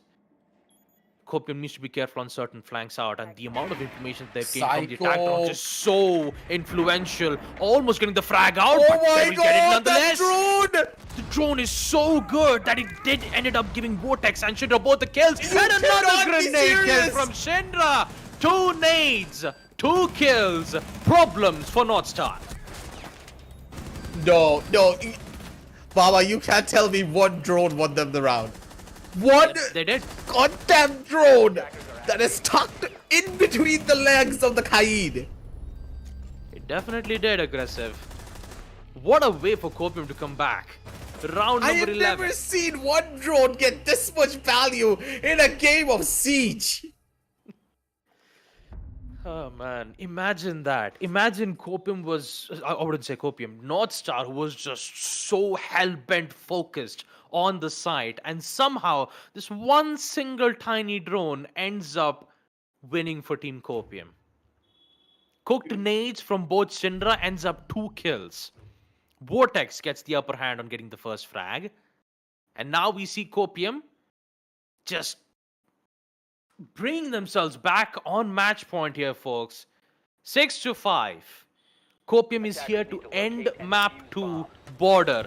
Amidst all of the problems that they've made on map number 1, on the first half, they're here to end things off on the second half itself. Can it happen, or will we see North Star adapt and put us to overtime? Only time will tell, aggressive.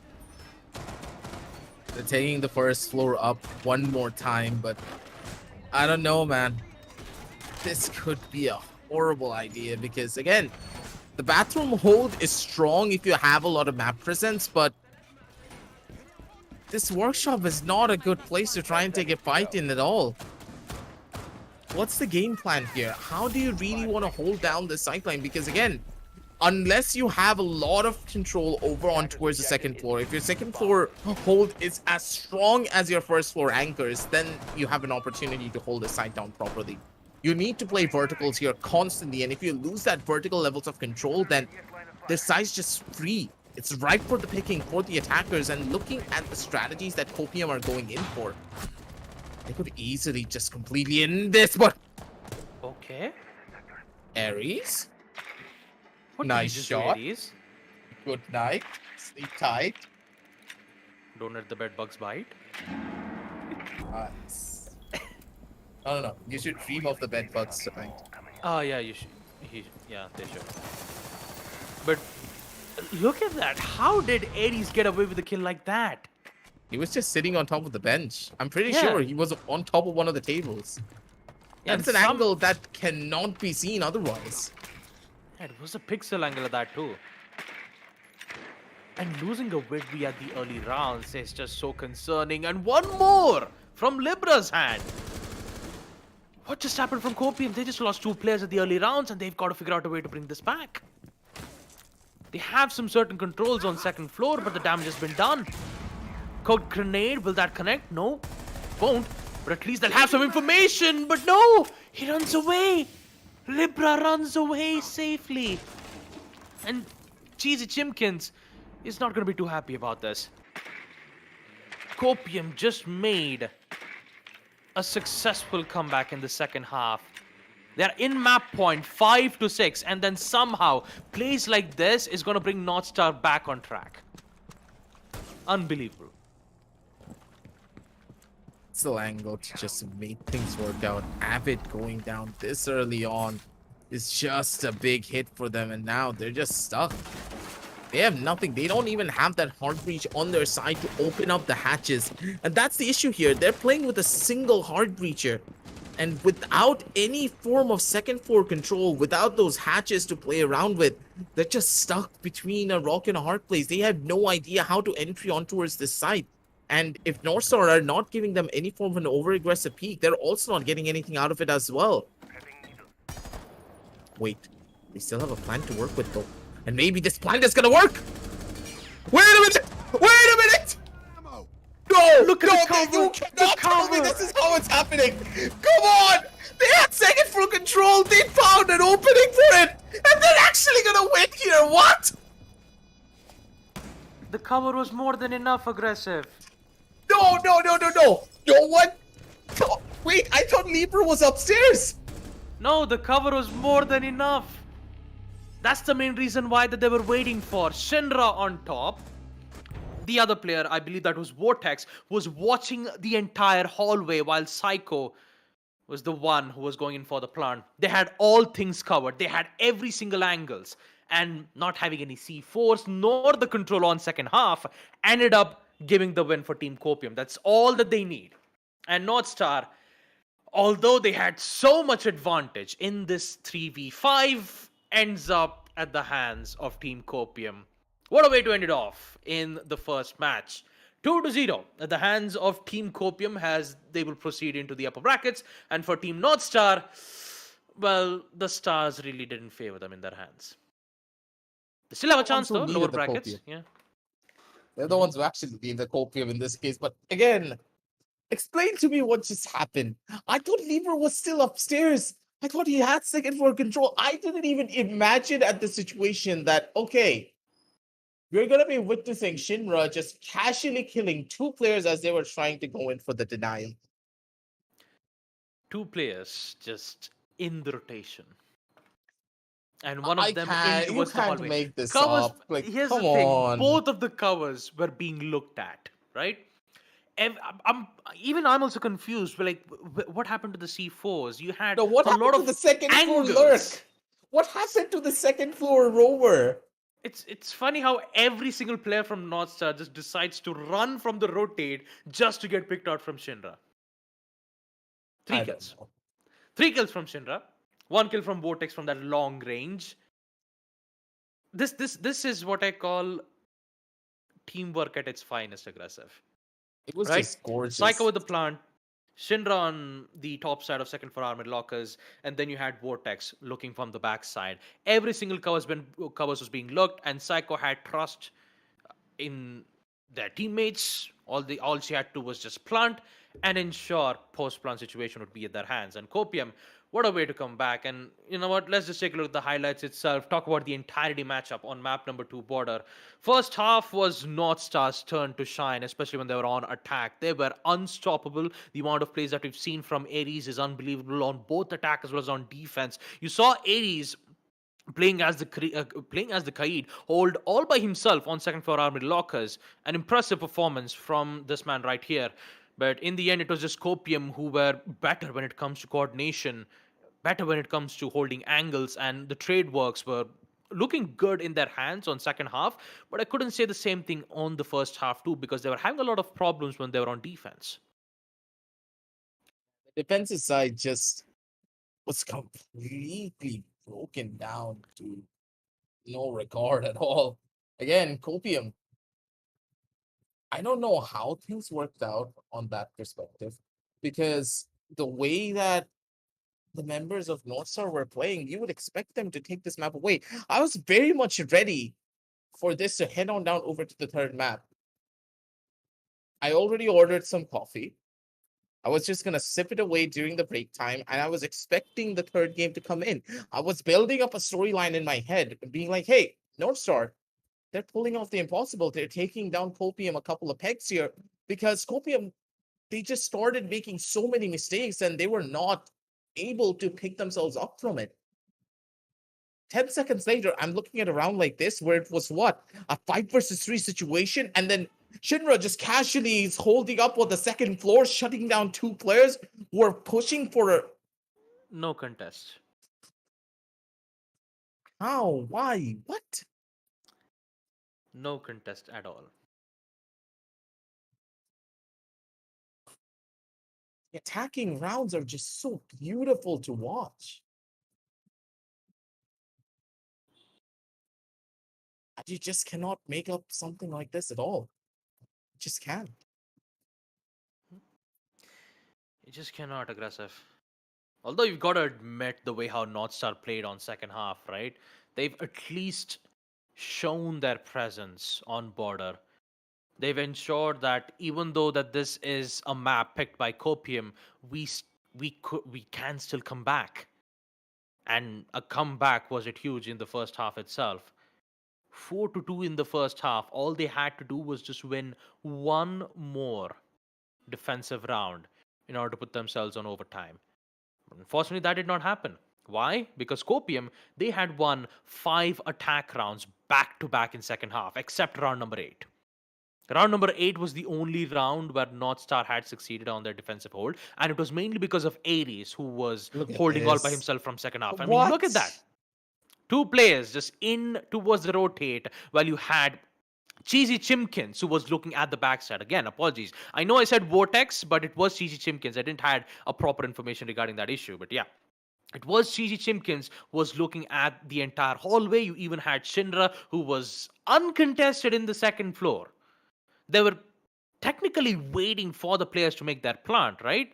And that's exactly what they were trying to do. But once they went in, not knowing any player's location, really did ended up North Star losing that round. Match summary itself: 7-5, 75% cost percentage for for Devil, 11-8 kill death ratio. And as we take a look at Copium's side, Shinra and Vortex, 15 and 11 kills with an 83% cost, mainly because of that last round aggressive. 2 kills like that, 83% cost with 15 kills. Just like, dude, again, Shinra's just an absolute demon. The guy has an 83% cost. The way that he's been able to get so many of these frags simultaneously, let it be on trades, denials, plans, everything, he was there. He was omnipresent all the way across the map. And that's not something that you can do lightly. Again, he has been performing to absolutely no avail because his team, they were behind him at all stages. Yes, but again, Copium, they started to just play so randomly in a lot of these different situations. They were playing so carefree that North Star, they were able to capitalize on those mistakes. And at the end of the day, I have to give credit where credit is due to North Star. They know how to punish mistakes. But again, I go back to the point. Are you really looking for your opponents to make the mistakes for you to win out on a lot of your rounds? Not exactly. You need to have a set plan. You need to have an idea of what you're doing and how you're going to play the map to try and force your opponents to make mistakes. But if your opponents make the mistakes willingly and if you're only able to capitalize on top of that, then it's just not going to work out for you at all. Copium, they just run away with 2 victories, and the second map should not have been there at all. There is no situation that you would have convinced me, Baba, that North Star, they're not going to be the ones to win here. But at the end, we just see miracles getting popped out of absolutely nowhere. Rabbits just flying out of the hats as if they were reading inside of there. Mm-hmm. Imagine rabbits having wings on it. They can just fly indefinitely.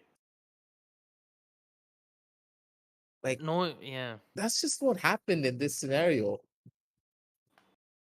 The impossible is possible, especially when you're on the side of Copium.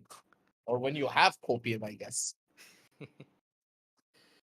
Yep, anywho, that would be the end of the first match itself, and I'm pretty sure that North Stars, they still have a chance in the lower brackets, right? But for Copium, though, they'll be looking pretty good in the upper brackets, though. They'll proceed into the next phase. They'll just have to wait out for the fourth match to happen, which will be Team Uvu, who has to go up against Team GEE2 Esports, not to be confused with the official G2 Esports. But all in all, what a way to end of the match here, Aggressive. The second map itself, pretty much always coordinated, as we see from Copium's end. If Northstar had at least a single denial or two, this would have been at least denied at the hands of Northstar. But all in all, what's past is past. We cannot, focus much more on the past itself and just focus on the present. Northstar, they still have a chance. They're not eliminated out just yet. They still have a spot, and they're currently in the lower brackets, and they just have to fight it out with the next match, either with Uvu or G2 Esports. So I hope that they're prepped and ready for that. Same thing can be said for Team Copium too. They are, however, proceeded into the next phase of the upper brackets, but also they need to worry about which team do they have to go up against. So as we take a look at the brackets itself, we'll get to see who has proceeded into the next phase and who is currently at the lower brackets. No one has eliminated just yet, folks. The elimination stages will happen in tomorrow itself, the lower brackets, in which we just have to wait for the second team who will go down in the lower bracket itself. Whether or not if it will be Ubu or G2 Esports, only time will tell. We're talking about the upper brackets matchup. We still have Crushed Potatoes and Water Boys in the first upper bracket matchups, and then we have the second upper bracket matchups, Team Copium, who have to go up against either Team Uvu or G2 Esports. All in all, the Community Cup matches are looking very good, though. 2-0, 2-0 in most of the three matches that we've had. In qualifiers, we had all deciders match, Aggressive. And now, looking at the entire brackets itself, the second match that we're going to have, Ubu and G2 Esports, who do you think would win? I personally don't have any idea what Team U are filled with. So again, maybe I'm gonna show a small little bit of a bias towards the side of G2 Esports because we have seen them play previously. They have made their way towards the semifinals and to the lower echelons when it came down to the lower brackets where they just missed out on a couple of their shots and their run was ended short. They have an opportunity. They have big names on their side, but at the end of the day, we just have to find out. Hey, I'm just thankful that I don't have to say ooh constantly throughout that cast. I'm gonna let you and Jack deal with that one when it comes out to the second one. But for now, ladies and gentlemen, we're gonna be all done for this first initial stream. We're gonna be back with the real showdown with the second one. Don't really forget about that. So make sure to hit that like, hit the subscribe, and also hit that notification bell down below to do get notified when we do go live because we have a lot more R6 action for you, not just R6 alone, but a lot of other esports titles as well. It's all down here at the home of sports. So make sure to hit the like and subscribe. And hey, as you're gonna be down there, make sure to check out Zotac Gaming if you want to get yourself that graphics card. Because of course, if you're gonna play R6, if you're gonna buy R6, also links down below in the description, you gotta have a proper GPU to play the game. Very frame intensive, you need it all. And of course, our broadcast partner is local. But for now, we're gonna be heading on down into a short little break, and we'll be back with you real shortly with the Esports Club Community Cup Season 3 after just a little bit.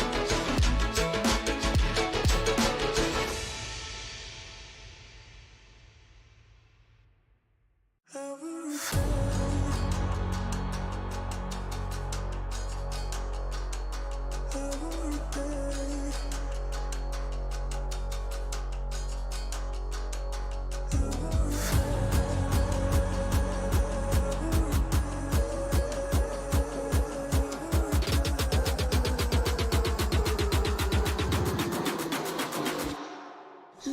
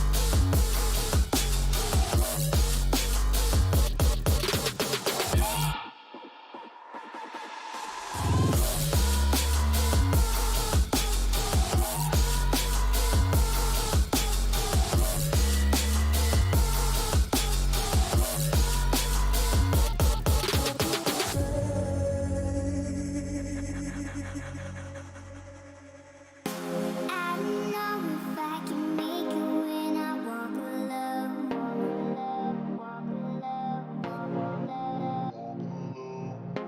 Can somebody come and save me? I just wanna know. I wanna know.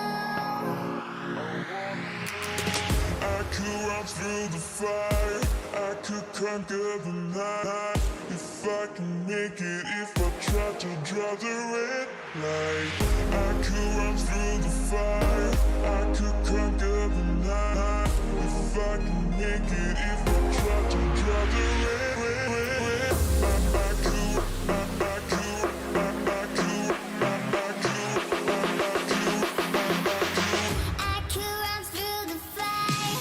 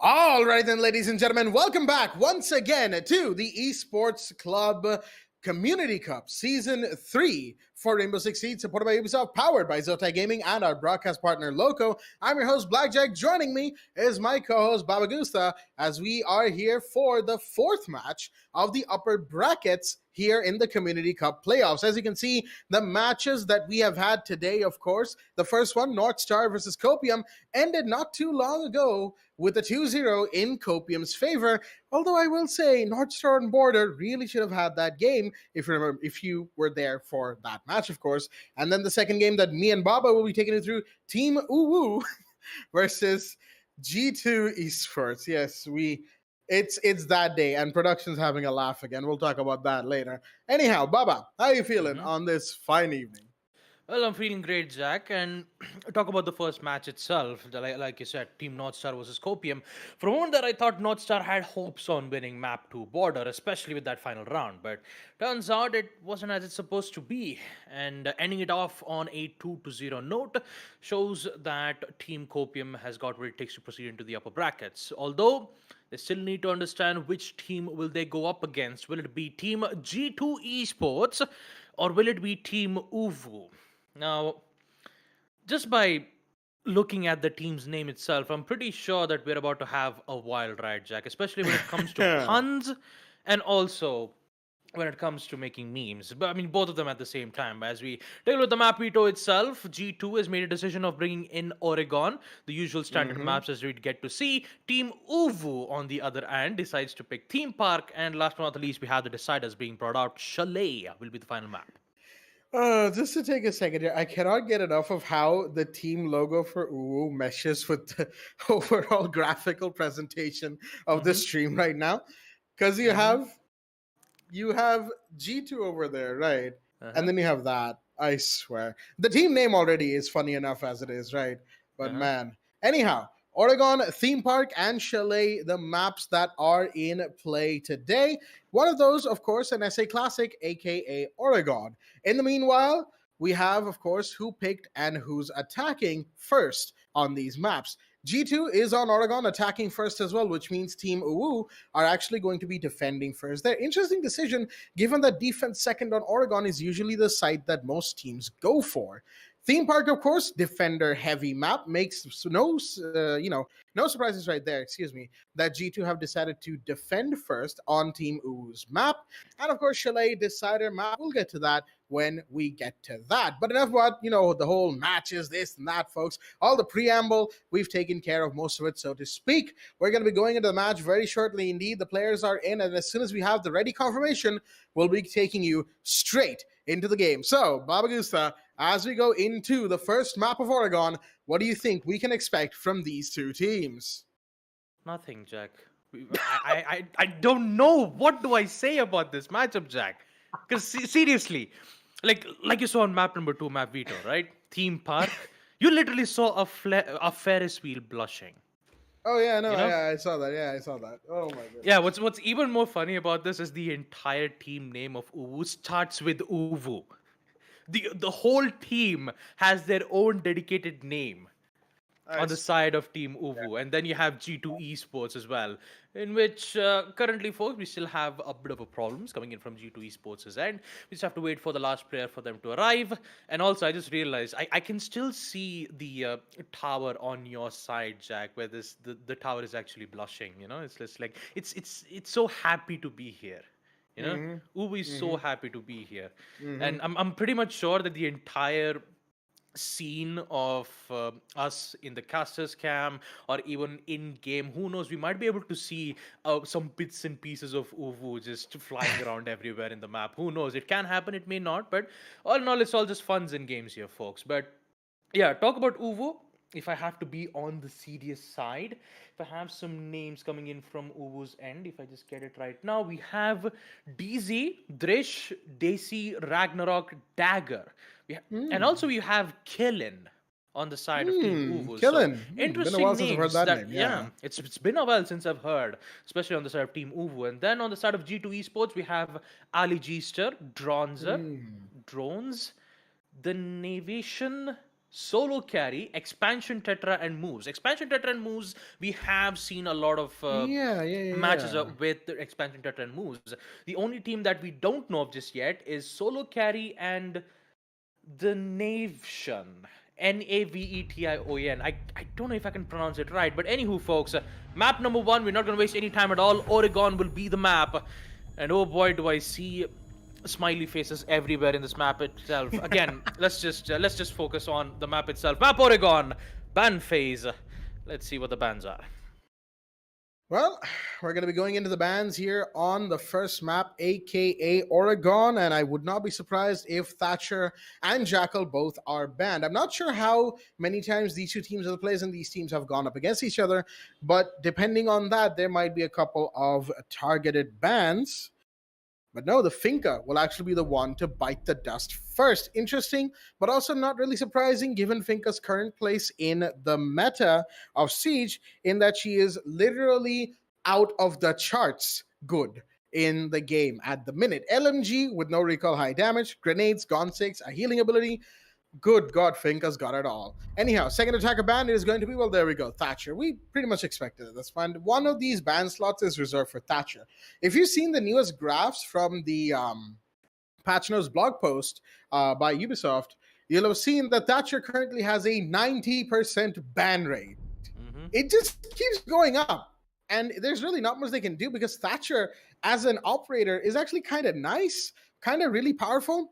But since he gets banned so much, they don't want to nerf him and then overcorrect and then make him underpowered, right? So who knows what they'll do with Thatcher eventually, because we got to get mans off the ban list, right?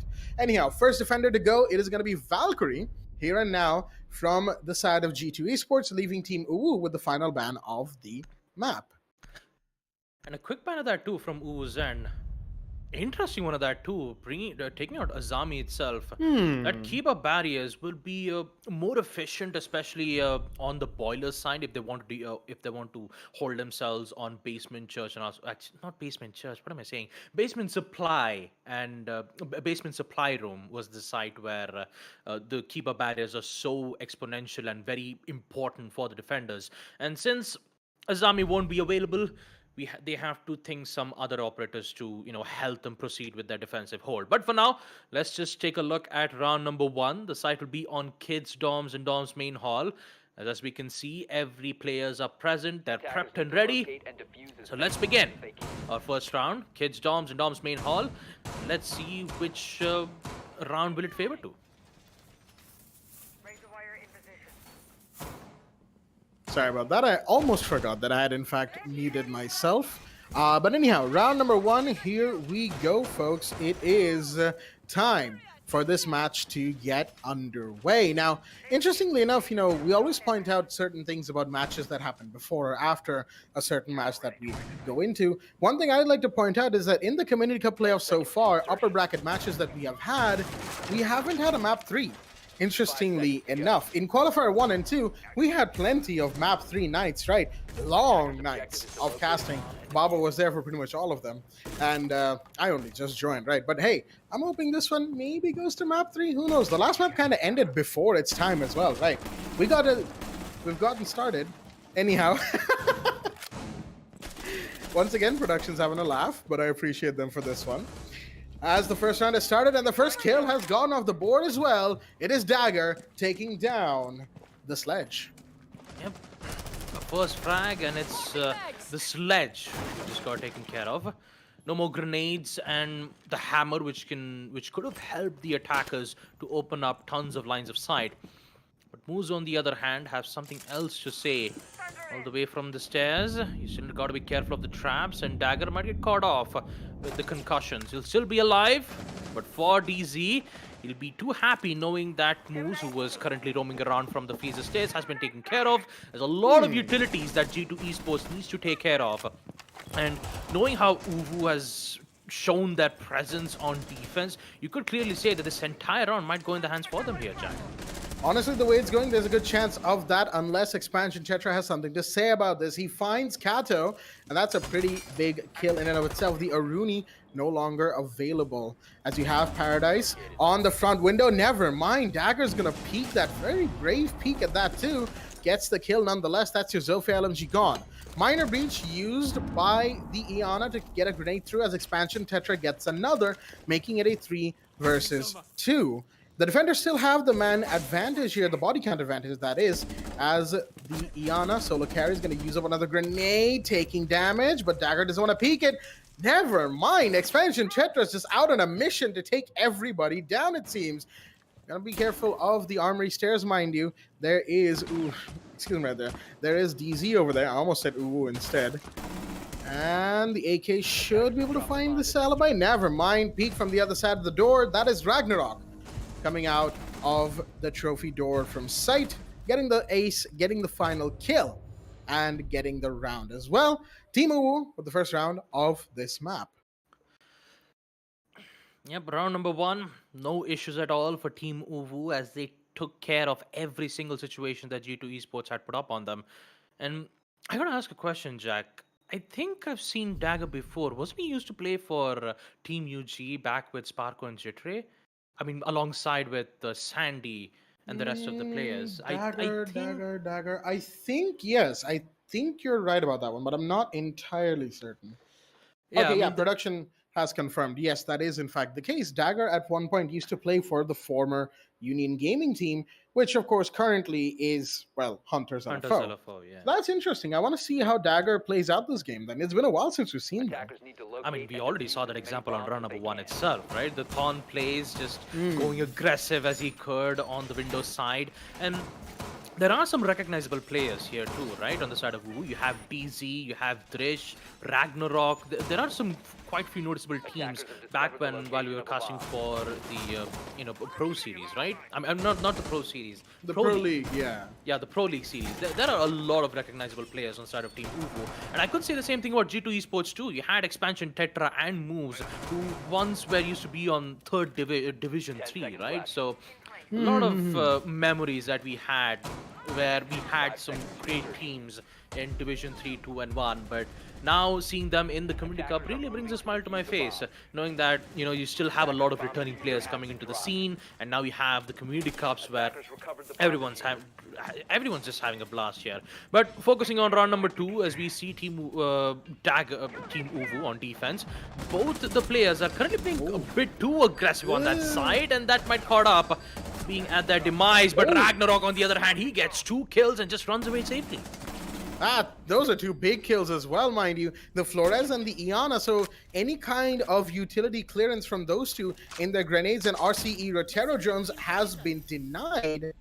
And that is a fantastic use of the Thunderbird as well, because you have the Kona stations to just go back to and play safe as soon as you lose some health. Now, this is where the Azami band comes in action. I'll talk about that in a sec. Oh, that could be huge! Caught while deploying the shield. That is why Osa Solo is not exactly the best option in your toolkit right there. Osa will bite the dust, as that is also diffuser dropped. The Sledge is coming in to try and get it back, but is being watched like a hawk right there.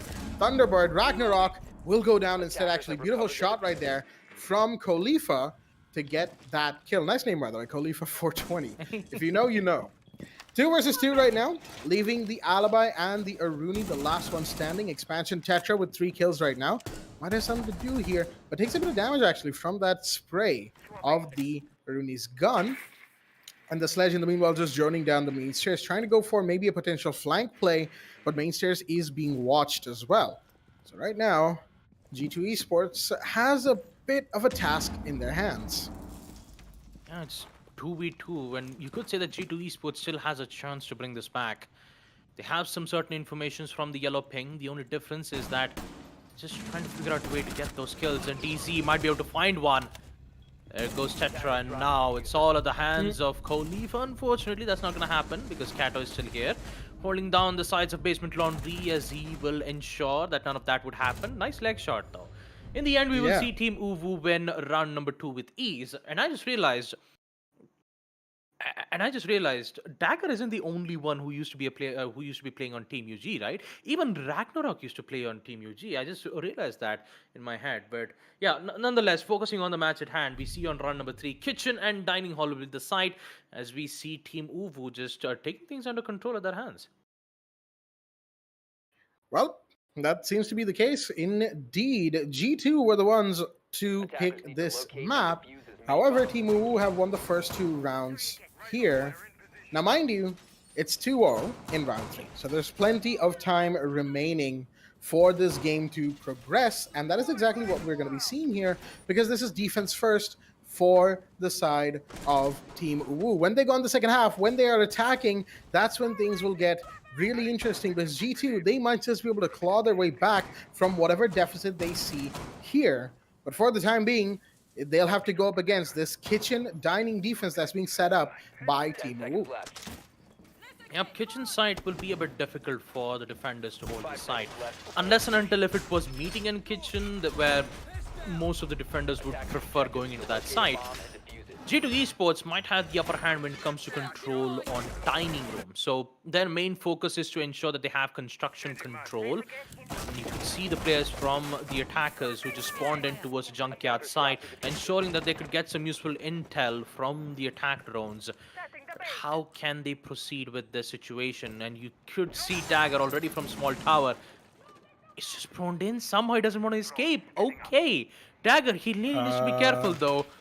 Attack drones giving the info. What is... Okay, Dagger. Okay, that happened just now.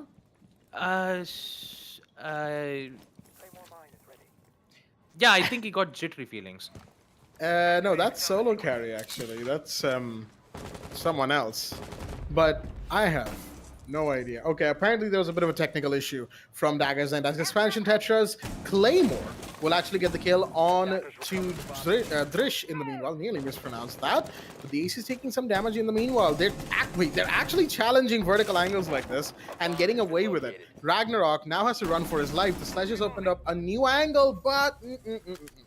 This is why you need to watch that hallway, that Char's corridor, because there's always going to be someone just aggressive enough to maybe snag a kill on the hallway there. And that's where the Ace goes down, but semi-immediate refrag from Minimoose, taking down DZ. Leaving it in a 4v2. G2 Esports definitely looking like they have the upper hand here, but they have to get Ragnarok and Kato out of this map. They have to get them down first, and that's not going to help. That was a brave peek indeed, and Solo Carry is going to face the consequences of it. Yeah, G2 Esports, they still have necessary utilities to flush players out.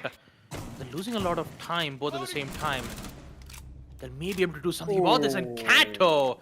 My goodness.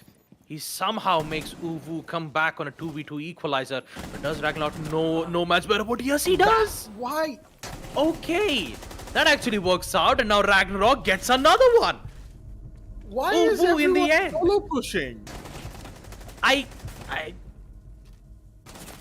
don't know, Jack. I have no idea. Round number 3 at the hands of Team Uvu. And in round number 4, you could say the rest of the 3 rounds might be in their hands for the defenders. And G2 Esports, what is happening from their end? What's going wrong? Is there something has to do with their, is there a communication gap, or is there any problems that you guys need to worry about? But you had grenades, right? They had grenades. They could have just used it to flush players out from kitchen side, or maybe gain control of the server room that's connected towards kitchen. That should have been their main focus, but instead they decided to brute force their way in towards construction and from that main door of dining, which ended up getting themselves picked off one by one. I mean, yeah, you know that meme, right? That round was literally just, Mom, can we have G2 Esports? We have G2 Esports at home. G2 Esports at home. Right here, ladies and gentlemen, here at the Esports Club Community Cup Season 3, as we move into round number 4. I nearly had a rhyme there. Had I said that like a round ago? Community Cup Season 3, round 3, blah, blah. You got it. Anyhow, 3-0 to Team Uwu, as I have made Baba and probably production facepalm off of that one. You're welcome, by the way. As we go back to second floor bedroom in this matchup. I mean, it's a victory lap at this point on this first half for Team Uwu, as they have won 3 straight rounds. And just like Baba said, they may as well win 3 more rounds the way Team G2 Esports is playing, because, well, they're not exactly playing all that well. That last round was completely full of just solo pushes and next to no actual droning. We did actually have some drone POVs, right? But they didn't amount to, well, just about anything. But who knows, maybe this round might actually change. You've got 2 players already stacked up on the balcony outside of master bedroom. Kato will be droned out, so he's just gonna fall back, but a drone has been caught by one of the Mozzie. Pass, solo carry, low on HP, C4's gone out, maybe? No, we did hear the rip, but it has not been thrown just yet. Ooh, looks like at the wrong time. Minimus will take the advantage and take down Thrish as the first blood. This time you could say that G2 Esports have things under control, but do they have control on Ragnarok? He's just patiently waiting from games room. One single push from the attacker's breached wall is an entire death. And I just realized both solo carry and Moose are so low on HP. Imagine if a single shot of shotgun pellet just hit them, just downing both at the same time. Can happen, but you could see the way how progressive G2 Esports are. Both of them looking at the same time. An expansion Tetra. Beautiful headshot. Wish I could have seen that from his perspective. And that would put Ragnarok in a very difficult spot. He gets picked out too. He will down Moose, but in the end, it will be Dagger who needs to clutch the situation out. Expansion Tetra goes out. So does solo carry at the hands of Dagger. Things are not looking good for Team Uwu, but somehow they're recovering this round at a slower pace. Seems like it, but unless, of course, DZ has something to say about that. Finds Minimus, that's your ace taken care of. And now, once again, it's an equal situation. What a swing right there from Dagger. Finds the sledge down on White Stairs, or down below White Stairs. And it's now all down to End Paradise, the last one standing. That's Paradise with a C, by the way, as is evident by the name spelling on the bottom of your screens. One solo Nomad remaining, who is just trying to get into the site, or take some time, actually. Let the members of G2 Esports convene and talk about where they've been going wrong. Flashbang out, pushes in with that, just a self-flash, really. And now the damage is dealt. Any second now should be the kill to determine the round. Second flashbang will not do much. 15 seconds remaining. And, oh, that didn't actually finish it off. I was going to say, this should be it. There we go. DZ takes the final kill, and with that, another round goes to Team Uwu. Yep, another round at the hands of Team Uwu. Not quite sure what exactly happened from that end. Round number 5 is a go, and a pause has been requested. When it comes to a total amount of kills, I just realized that Ragnarok had a total of 7 kills in round number 4. 7 kills, and whenever Ragnarok gets picked out, Dagger's the one that usually brings back the round. It's just something else, 4 rounds back to back in the hands of Team Uwu. A very happy moment for the defenders. But for G2 Esports, I think for them, it's not looking too good from their hands. So let's see whether if on round number 5, the side being on basement laundry and supply room would favor for them. But if you're in G2 Esports' situation, I'm like, when I'm in G2 Esports, I mean the GE2 Esports situation. What would you do? Knowing that you are 4-0. Mm-hmm. Although, no, I'll take a tangent off of what you just said, right, Baba? And I'm just saying, like, this G2 Esports is here struggling away, right? I'm just saying the actual EU team out there hasn't exactly had the best time ever since that original roster went away. But that's just an observation. I'm just saying, as going back to the question you asked, this G2 Esports, the ones on our screens right now, I mean, it's hard to tell what they'll be thinking, given that it's 0-4 down. They'll be going to defense in the second half, yes, and while that is Oregon's most advantageous side half to play on, if you go there 0-6 down, is it really an advantage when you're 1 run away from losing and your opponents are playing like this? Dagger is going to find solo carry. Early peek at that too. Paradise taking a bit of damage because the Osa shield does not cover, her elbows and her feet whenever she's crouched and moving sideways like this. So you got to be careful. I mean, Paradise also wants to avoid getting C4'd to Kingdom Come as well, right? So yeah, that's something to be concerned about. Stands up on the. Oh! Ah? I'm sorry, what? He saw Dagger? that. Dagger saw that. Drop the diffuser. There goes Mini Moose.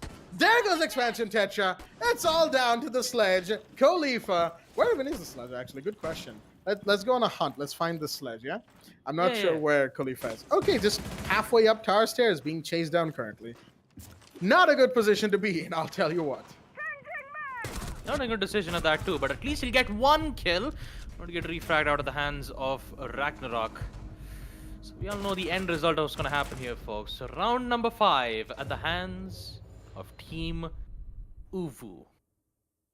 I don't know how many times I've said the word Team Uvu, but I'm pretty sure I've said more than 40 to 50 times. I'm pretty sure when I come back to VOD review this, right, before the Pro Mhm. Series starts, Mhm. I'm just gonna have like in my notepad, I'm just gonna have like a side little counter that I'll just be putting tally marks on, right? Just ooh counter, right? Yes. We haven't even had the chance to make any of the other Attackers ooh memes will like locate and defuse OWO as and many bombs as they can. UMU and all that other stuff. We haven't had to. You see that expression right there? That what is it? Semicolon in the bracket. That yeah, that as well. That's a winky face, right? Yes, sideways winky face. Anyhow, Yeah. you see that UWU on the top of your screens. That's currently 5-0, right? That is literally all the team members right now, because that expression represents vibing while having a good time. And that is exactly what those team members are having right now. They're vibing, folks. And as am I, as you can tell. I don't know why. I feel this weird energy while standing casting that I got to get all these jokes off my chest. Anyhow, 5-0. And round number 6 is the last round of the first half, which means that Team Uwu will be going to attack in the second half. Geetwo Esports, this is your last chance to put a round on the board before the second half.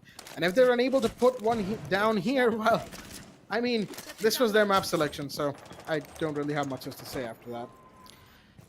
Yeah, but to be honest though, Jack, on an honest note, G2 Yeah. Esports, the EU team that I'm talking about, I Oh, still miss the old team, Jack. I still miss I mean, everyone Pengu, I does, still come on, miss yeah. Fabian, Kanto. I'm so happy for Kanto, you know. I that mean, he yeah, same. won. I was going to say, right? Kanto winning his second major, right? So Well good. deserved. The Rogue team Well is so deserved. good as well, right? Yeah, that Yeah. Rogue team, man, it is a fearsome team, I'll tell you what.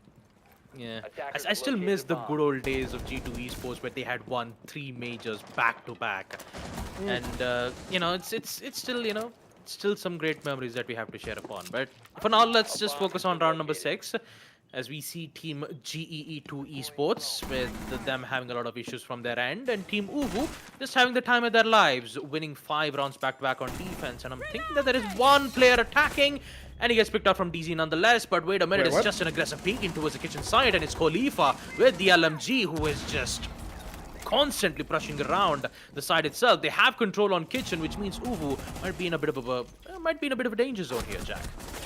They have to be careful for sure. Ooh, un-ADSing at the wrong time. Their dagger gets taken down by the Zofia once again. But there we go. The savior of the situation. Ragnarok comes in with the UMP, finishes off the Zofia. There we go. I was going to say, if Minimus actually died to that. But no, it's a Doc P90 that's doing so much damage. As Kato goes down on the other side. Shots fired. Drish goes down. Solo carry with the Ash. Really doing some carrying work right about now. But no, the secondary Super Shorty from Ragnarok will deal a ton of damage as well. Now, that vault in into security should have been hurt, but the Thermite's actually going to push up towards the side of Dining instead, and a little over-aggressive there, Ragnarok. A little bit in over your head for that one, but still, the kill goes the way of the attackers, and would you look at that? They put a round on the board for themselves. 5-1 in the first half, as Team Uwu now have the attacking half of this map here, which is going to be, I was going to say it's going to be exciting, but the way GEE2 Esports has been playing, that's subjective at best. But we'll see. It should be at least intriguing at a bare minimum. At least on the bright side, G2 Esports at least succeeded winning at least one of their rounds on attack. And since the map is Oregon, you could say that this Attackers need to entire locate map and defuse is bombs. heavily defender favored. especially on both the sites on second floor kids' dorms and basement church and arsenal room. But the only site where you'll have a lot of difficulties has to be on first floor kitchen, dining room, or first floor kitchen and meeting room. Those are the two. Those are the two sites on map Oregon, which usually helps a lot for the attackers because it's easier for them to get control. There's not a lot of rotation sites where they could get it. But all in all, 5-1 is a good way for Team Uwu to succeed in the first 10 half. seconds left All they've got to do before is just win 2 attack rounds, and then that's more than enough to get 5 the seconds remaining. win nonetheless. But apparently, we might have to go in for a Attackers must rehost here locate because and one of the defuse the player bomb. that is Moose had a lot of problems. So I think we have to, rehost the entire game. And when that rehost is done, we'll be able to proceed back into the match right away, folks. Again, apologies for the delays. It's just the usual stuff. We couldn't do anything much more about it. It is indeed 5-1, still in favor for Team Uwu. The only difference is, can they end it off into a 7-1, or will we see a comeback from Geetwo Esports? It's going to be hard for Geetwo Esports, that is for sure. Primarily because, well, they're 1-5 down. And as we know, being 1-5 down is a very, very difficult situation. Even some of the best teams in the world can't always pull off a 1-5 to 7-5 comeback.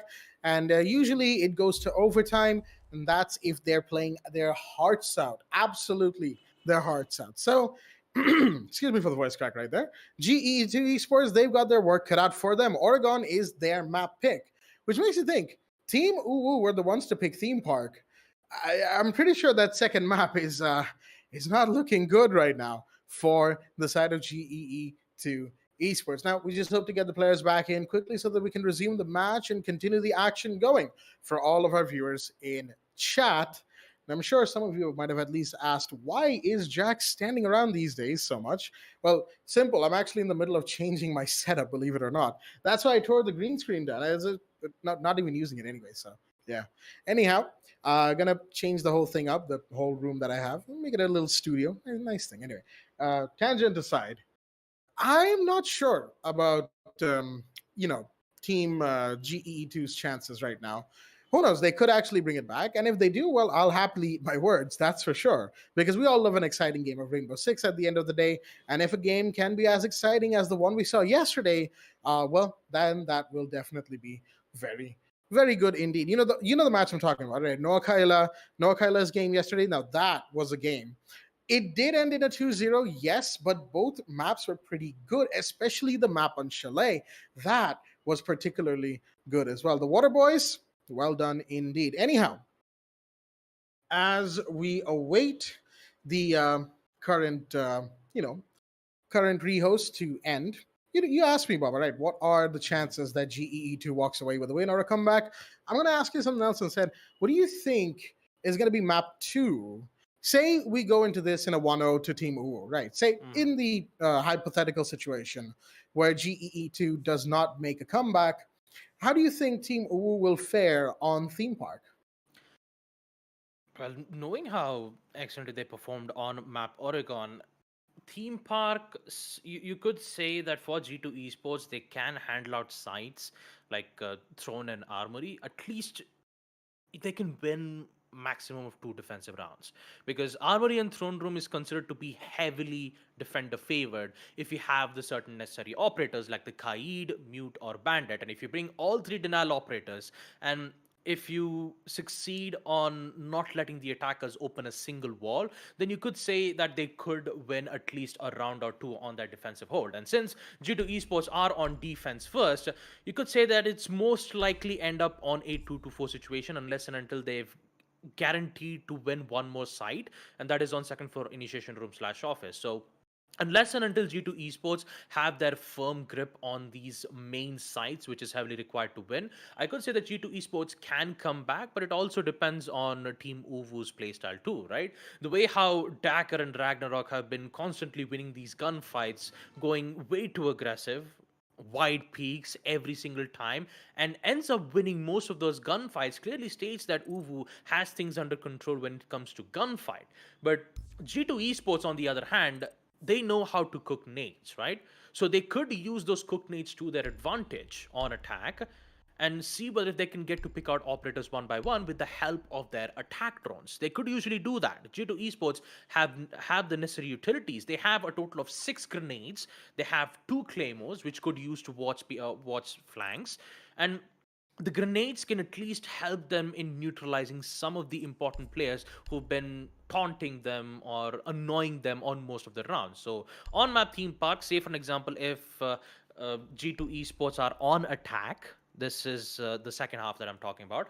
If G2 Esports are on attack and Team Uwu decides to pick sites like second floor office, and if there's one player holding playing nearby in towards the office itself, you're most likely to be to get naded out of nowhere. So G2 Esports can try to use can use their utilities to good use, but we don't get to see them use it more often on map Oregon. So that's the only thing that I'm worried about, Jack.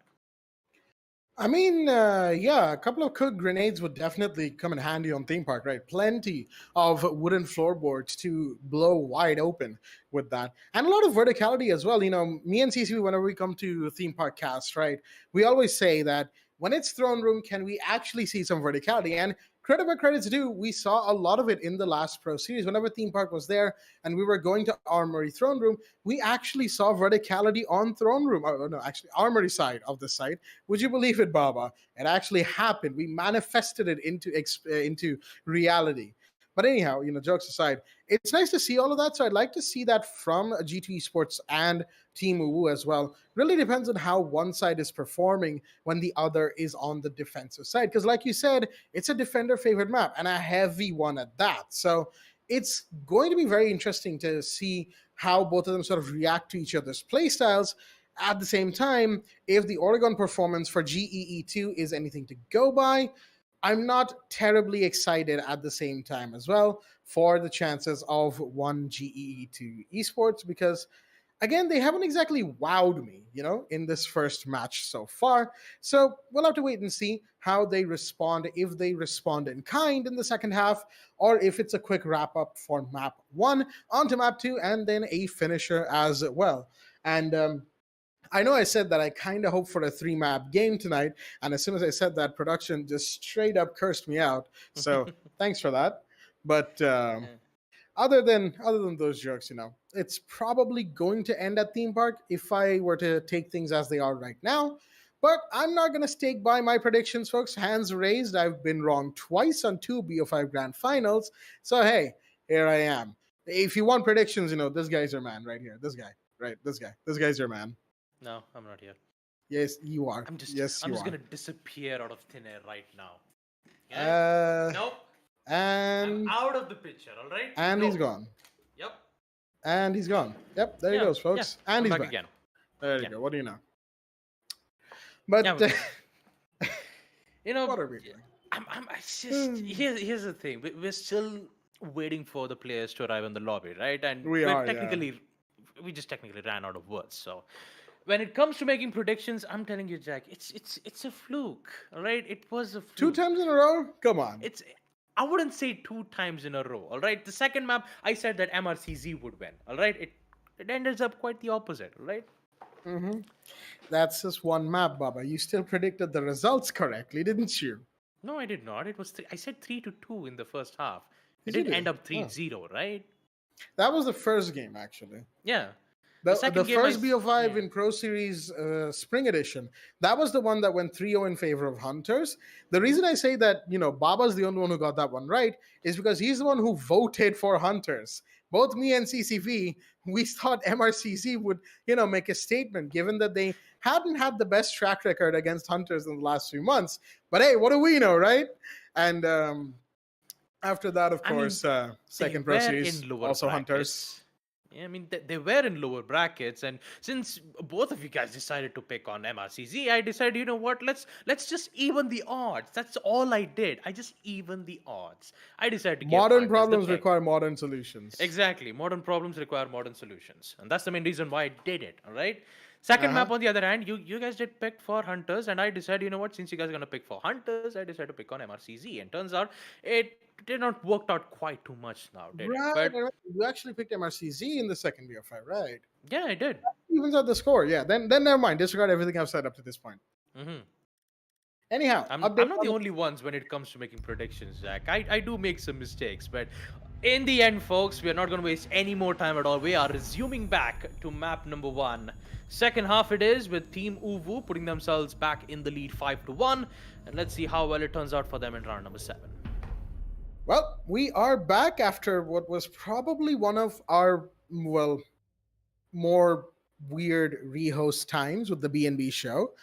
But we roll with it as it were. 5-1 to Team Uwu as they will be attacking now. They're in the second half. GEE2, in the meanwhile, their first defense will be on second floor kids' dorms and dorms main hall. Starting off on the second floor, as is expected, off of teams going defense first here, or defense second. First round on defense, basically.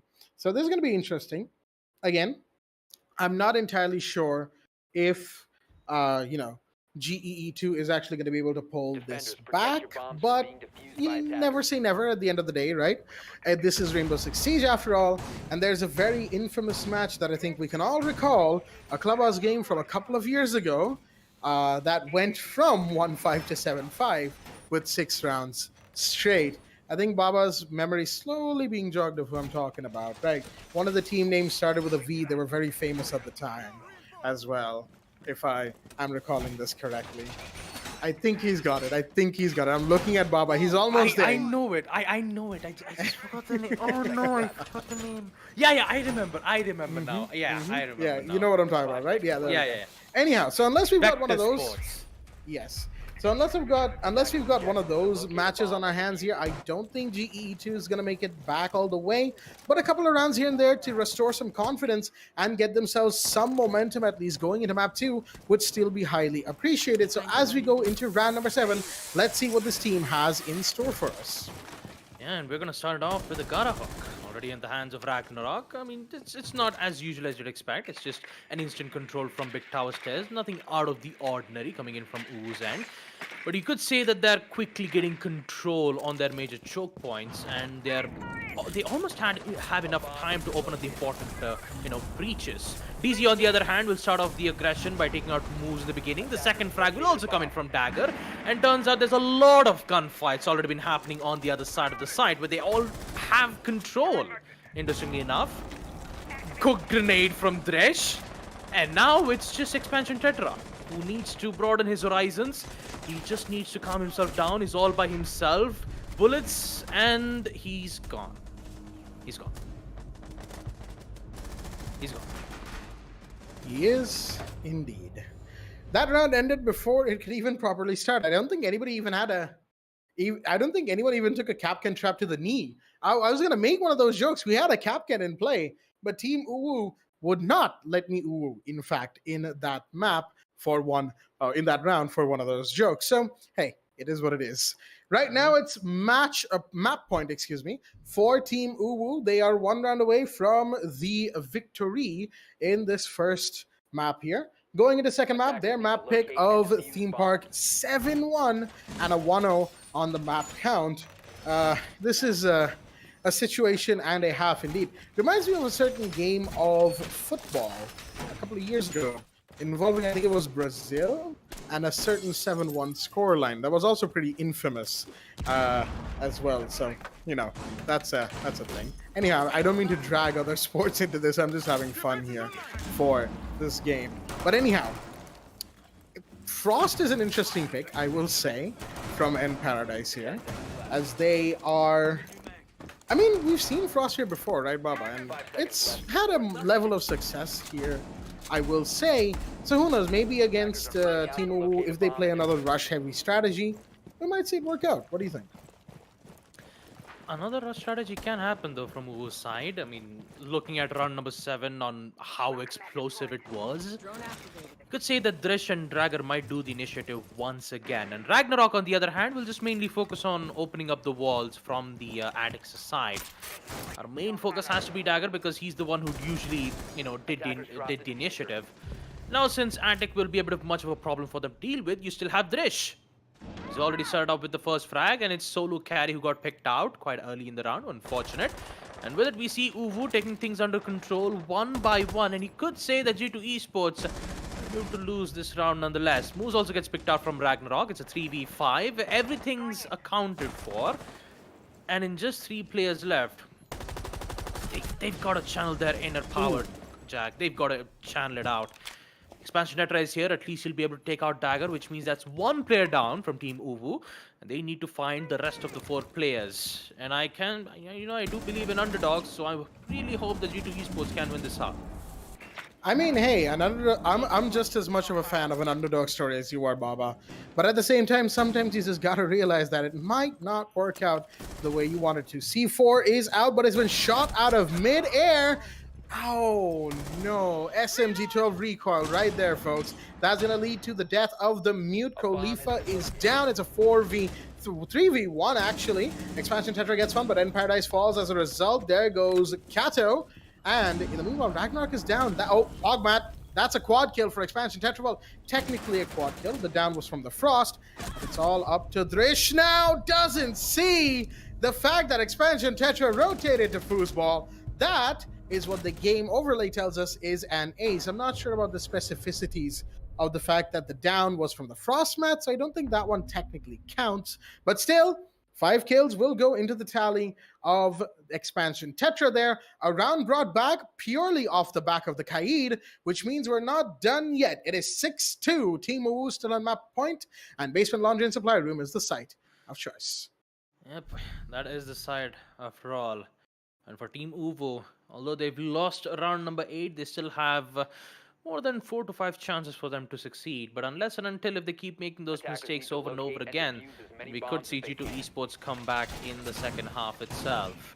So, for Uwu, they are on map point. All they've got to do is just win 1 round.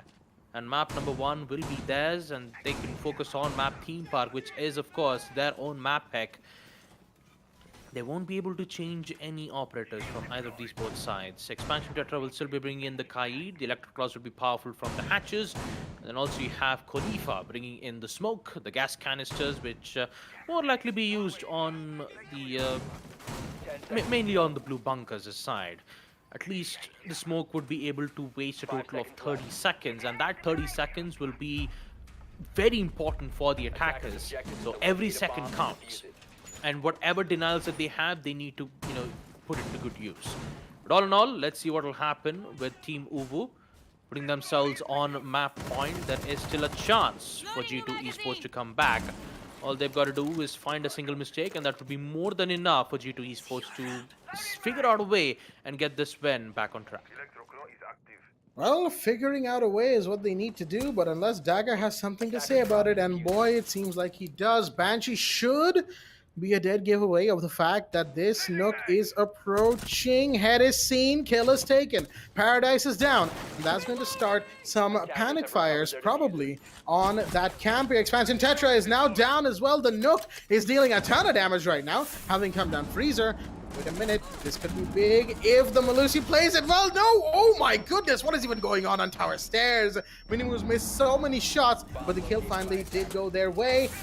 Capcan Trap, okay, looks like we do have a Capcan Trap to the knees here. That is Ragnarok, who will be taken down, because of that. So what was a lot of momentum in Team Uwu's favor has suddenly fallen flat because of a couple of weird decisions. But why is your smoke even there? I had to get real for a second. I'm sorry, folks, but why is smoke by Freezer? What is even going on? Solo carry trying to find the other player towards Laundry main stairs. Freezer push is happening as well. Shots are fired. Solo carry is now low on HP. Pigeon is actively giving away their position, so their movement into the rotate is known. Shots are taken. Kill is done. It's down to the 1v2 now as Minimus finds Dagger. Last player standing, but nope, the Freezer cross is being watched, and the LMG of Kato will make short work of this last remaining defender. That's the first map taken by Team Uwu, as is, I think, everyone's expectation at the minute. 7-2 to them, so they avoided the Brazil scoreline, but hey, they've still got another whole map to go. That is, of course, which is Team Uwu's map, folks. So, yeah, it's not exactly going to be going all that well for them. There's not a lot that we could talk about on map number one itself. In the end, it was just Team Ubu who's just having a fun time, and for G2 Esports, they're having their own fun time too, especially Expansion Tetra. You'll at least be happy knowing that he got an ace on round number 8. That actually did rhyme in the end, though. But all in all, for Team Uvu, what a way to start it off, and what a way to end map number one itself on Oregon. 5-1 in the first half and 7-2 in the second half, ending map number one. Oregon being their being G2 Esports' map pick, Team Uvu will get it nonetheless. Let's take a look at the highlights and talk about the entirety. As Let's take a look at the highlights and talk about the entire matchup. I just kind of fumbled there in the middle of it. Apologies for that, but talk about the entire match itself. Uvu had things under control on every single round, and mainly it had to do with gunfights. And when it comes to gunfights, it was usually Ragnarok or Dagger who's been doing most of the heavy work, and they were just mainly the one who'd usually get things under control. And that's pretty much I could say about Team Uvu. I mean, yeah, that's pretty much it, right? For Team Uwu, they were just really everyone was playing well in that team. There was no doubt about it. Couple of rounds that GEE2, I should probably, make it a habit of saying that. GEE2 Esports, they were the ones who had a lead in a couple of those rounds, but they lost that lead very, very easily as well. Round 3, right? The one we saw before round 4 that you're seeing on your screens right now. That was one of those rounds. It was a 2v4, I will remind our viewers. And then they decided to solo push every single encounter. All 4 of the remaining players from the GE2 roster, yeah, they were all about the solo pushes. And they suffered the loss because of it. I mean, round 6 was also one of those things where Team Uwu decided, yeah, we can play it a bit loosely, a little bit casually as well. So that wasn't exactly the best performance from them either. Same with round number 8 that you're seeing right now. Second to last round of the entire matchup in this first map, so to speak. But at the end of the day, I think that pretty much sums up this first map, right? That there were some good decisions made by Team Uwu, some not so great decisions made by Team GEE2 Esports. And after that, well, it was just a case of when will the cookie crumble? And it crumbled pretty quickly, all things considered. So, with all that being said, where does that leave us in this matchup? Well, as you can see in the bottom of your screens right there, Oregon is a 7-2 to that beautiful blushing smiling face right there. Team Uwu, that is. And then Theme Park, map number 2, will be brought out by them, their map pick, mind you. So that's definitely going to be interesting, to say the least, to see how GE2 Esports makes an attempt at bouncing back there. Yep. For G2 Esports, in order for them to, come back, they have to win map number 2, Theme Park. And you could say the odds are stacked against them. Why? Mainly because Theme Park is a map picked by Team Uvu. They just lost map number 1 7-2, which means that they're facing a deficit of being in the lower brackets, who in fact has a higher chance of going up against Team North Star in the lower brackets. So if they don't want to, get picked out quite early, then I think it would be best for them to, win map number 2 so that a decider might come in, which will be on Chalet. And hopefully, if G2 Esports make a presence shown on map number 2, maybe in map number 3, we might see them have a chance to bring this back up here, Jack. I mean, they'll definitely have to if they want to get to map 3, that is, because map number 2 is going to be very, very important for them. Anyhow, let's have a look at the stats, the match summary. That is to say, Expansion Tetra, by and far the leader for the side of TE2 Esports, 10-8 in their favor, followed by Minimu 6-8, and it kind of just goes downhill from there. Solo Carry and End Paradise having the quietest maps in the entire 10-man lobby here. And in the meanwhile, of course, the winning team, Team Uwu, their stats will be shiny and bright. DZZ, has the best KOST rating over there with 89% going 9-3. So DZZ was probably playing somewhere along the more, I would say, support-ish role, maybe a flex actually, given that they're 9 kills in. But kills-wise, of course, Ragnarok and Dagger were the ones leading the charge. 13-5, 11-5 respectively, and 78% KOST to both of them. And Dagger actually going in the whole first kill ratio of 3-1. So that means they've died first once and they've gotten 3 first bloods in this entire map. 3 first bloods in 9 rounds. That's actually quite well played for an entry fragger, and a stat we see pretty commonly for good entry fraggers as well. So well played to them, well played to the side of Team Uwu, as they will now advance to map number 2 and have a 1-0 scoreline. For Team Uwu, though, this will be a good thing for them. 1-0, already claiming map number 1, Oregon. And I'm pretty sure that they'll do the exact same thing on map number 2, Theme Park. Although we've already had that decision in the rehost time itself, right, Jack? The way how Geetwo Esports are on defense first, so they have high likelier chances of them winning some certain sites, unless and until Uwu just, takes them out one by one. And of course, on a map like Chalet, it is heavily attacker favored, so you could say that Uwu can, get that win nonetheless, don't you think? I mean, it'll be interesting for sure, but it's hard to tell. Again, map 3, Baba, right? That map 3 we could go to, but it really depends on GEE2. I gotta get used to saying it like that. GEE2 Esports. It really depends on them. The ball's in their court around, right? They've lost their own map pick. They're going to map number 2, which, if I recall correctly, is in fact Theme Park, Team Uwu's map. So it'll be tough for them, but you never know, right? This is the Community Cup after all, and this is Rainbow-Six-Siege after all. A team can pick up very, very well at a point where you least expect it, and who knows, we might even have a GEE2 comeback on our hands. And then, well, then we can talk about Chalet in all care abandon, because Chalet will, of course, then become a map that we'll actually be seeing in play. But again, all depends on how things go from here. That number 2 map, Chalet, not Chalet, Theme Park, I also got lost in my thoughts there. But that 2nd map should be, again, for lack of a better word, interesting. And I've said interesting a lot today, but that it's really for lack of a better word here. This is one of those matches, folks. Anyhow, we've rambled on here long enough. Let us take a quick breather before we come back for map number 2, Theme Park, which is Team Uwu's pick. Let the players rest a bit as well. Give them 5-10 minutes, whatever you have. Some time to get some popcorn, some drinks as well. We'll be right back after a short break. Stay tuned.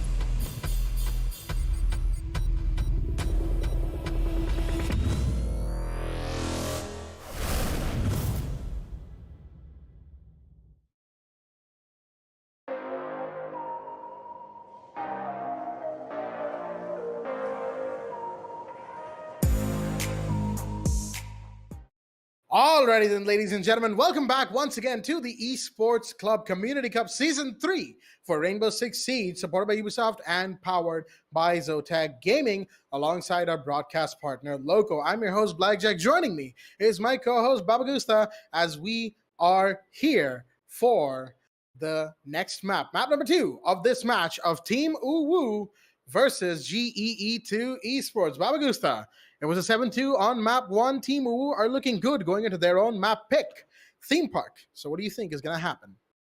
Oh, man. Theme Park, I'm pretty sure that Uwu has got things covered. Unless and until Geetwo Esports has something else to reply back. I mean, I could say that the entire round can go with the hands of Team Uwu here, Jack.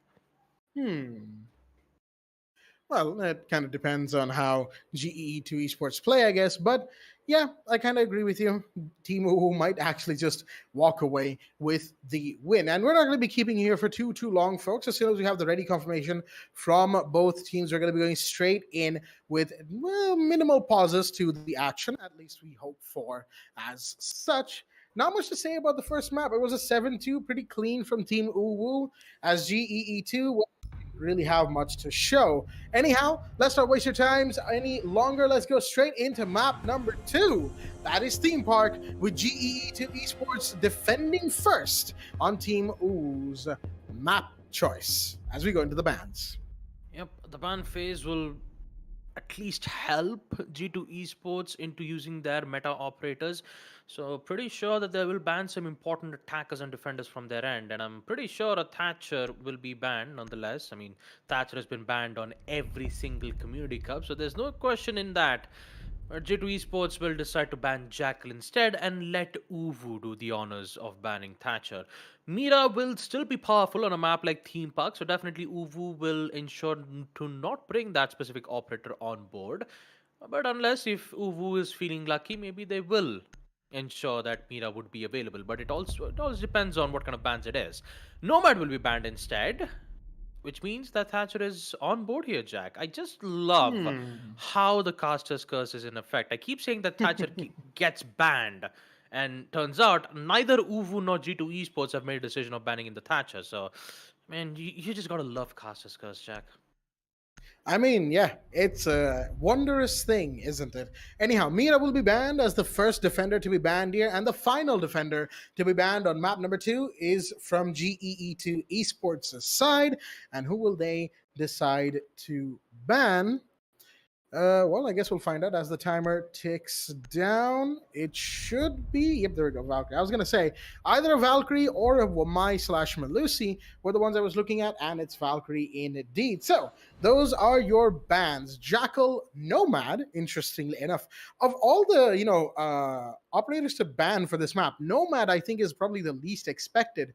So that's something to keep our eyes out for. But as you said, the Thatcher is in place, so defending those reinforcement heavy sites like Armory Throne and Initiation Office just got a little bit harder. No, not Initiation Office actually, that is Bunk Daycare that needs more reinforcements around the site and more electrification around the site. Kaid is still in play, mind you, so we might see some Kaid and Bandit and Mute being picked along with Mozzie and any other operator you can think of, like Azami or so on and so forth. So anyhow, with all that being taken care of, let's go straight into round number 1, and the site is, in fact, second floor office and Initiation. Yep, the moment of truth to determine whether if GEE2 Esports can handle out the normal sites of second floor initiation room/office, or would we get to see Uwu just, sprint their way towards victory? Only time will tell, and especially with the prep phase only having 15 seconds left, the defenders just usually placing their reinforcements and also their important gadgets will be able to proceed to the action phase nonetheless. The attackers, on the other hand, though, will still have the same operators nonetheless. Thatcher still not being banned. It will still be, it will be picked up from Ragnarok nonetheless. So even though if you do place bandit charges or electro claws, tricking walls will be tougher for the defenders. So bring in bandit would be a good idea. It always depends on timing. If you time it right, you'll be able to remove every single utilities that's been displaced upon on the attacker side, and ensure that the walls would not be open for later. But for now, Round number 1 is a go as we see the players on side of Team Uwu using their drone works to give them vital information, and GEE2 Esports ready to hold their ground when they arrive.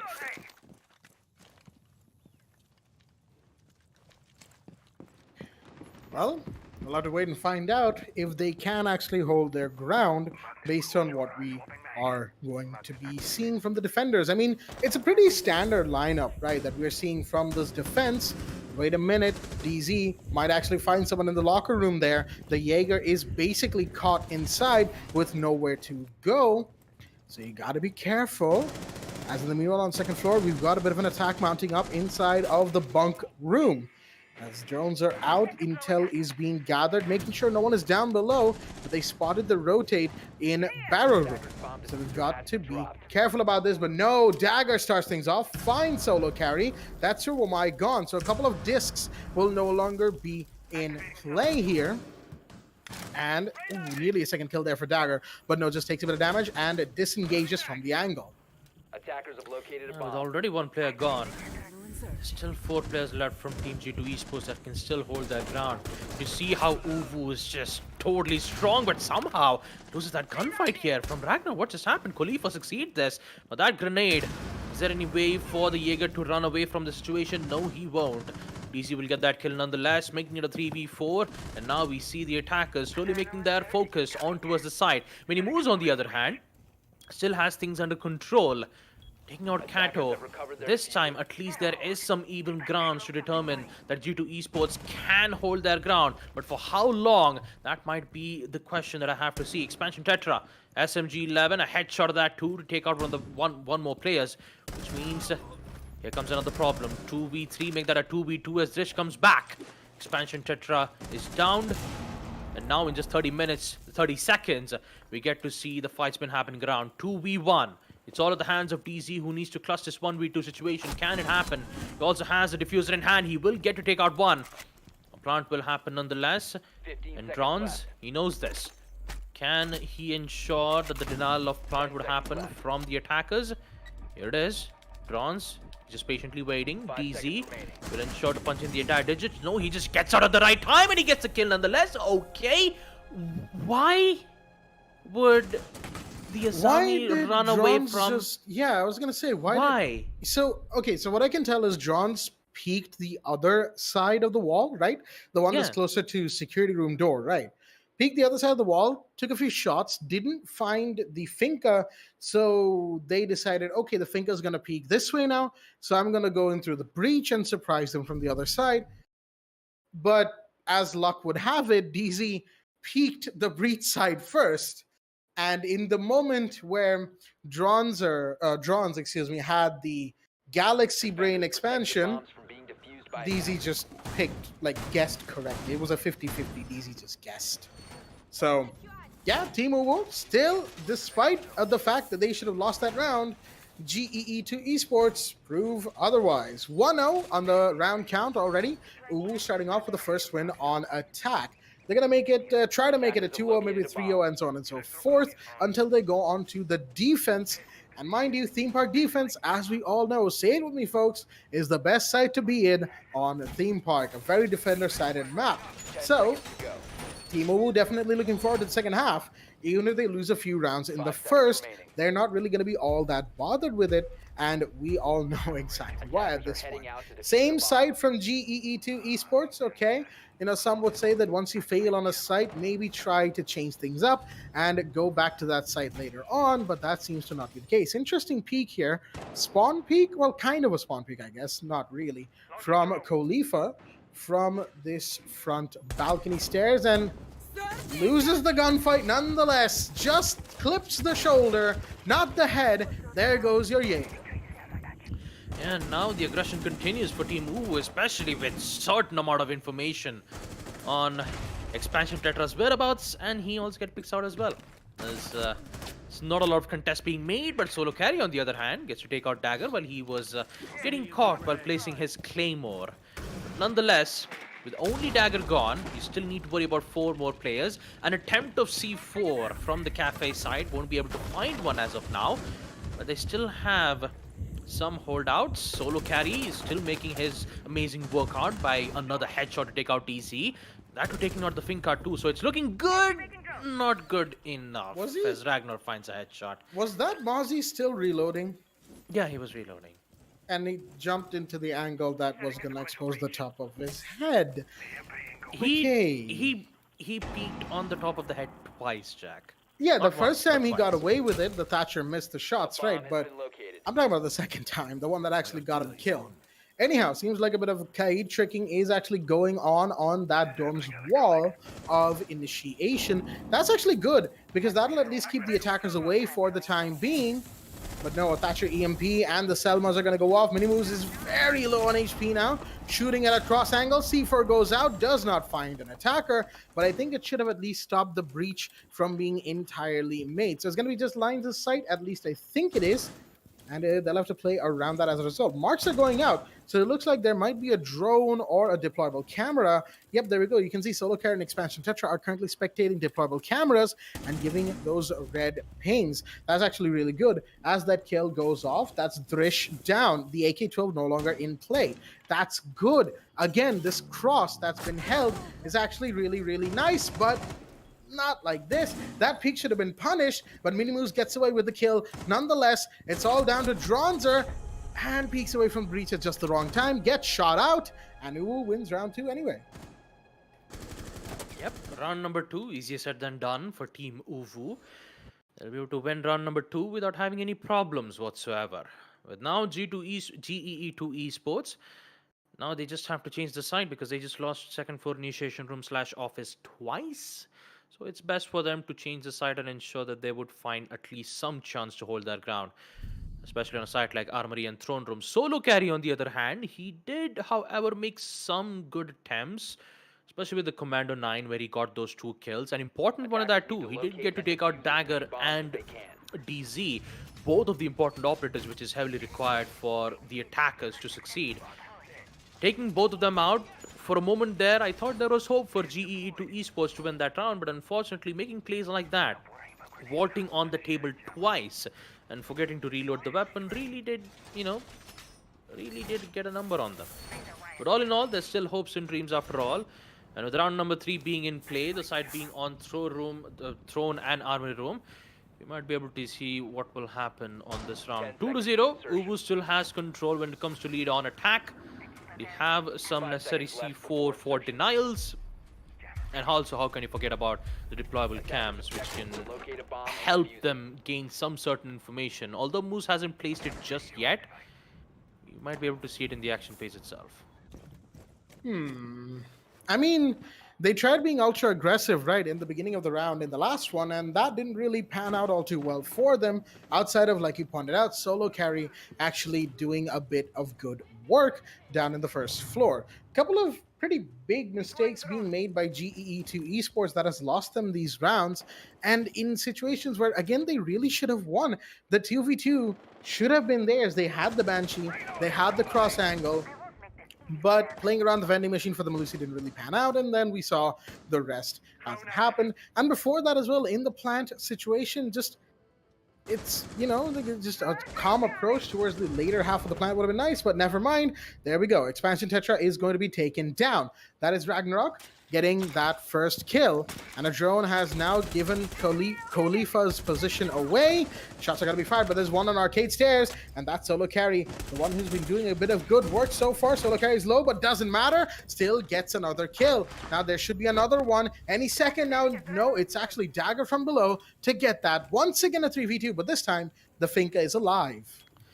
Slowly but surely, we see players getting picked out one by one, and although Solo Carry still there to get those kills, in the end, that refrag from Dagger ensured that plays like that would not happen. And now we see the same 2 players that they were in on round number 2. 2v3, different site, but still, you have those C4. That C4 from Bronze can change the entirety of the game if they time it right. But once they start to have control on the side, it will be difficult for GEE2 Esports to handle the situation. A minute left on the clock, and Team Uvu, they're using their necessary utilities to open up lines of sight. Grenades being thrown around, to see whether if they can take out the mute jammers. I'm pretty sure that they will succeed in removing that important utility, and that line of sight will be opened up. How can GEE2 Esports come back a situation like this? They have constant information from the attack drones, and DZ lose that gunfight, but not for long. Actually, it is!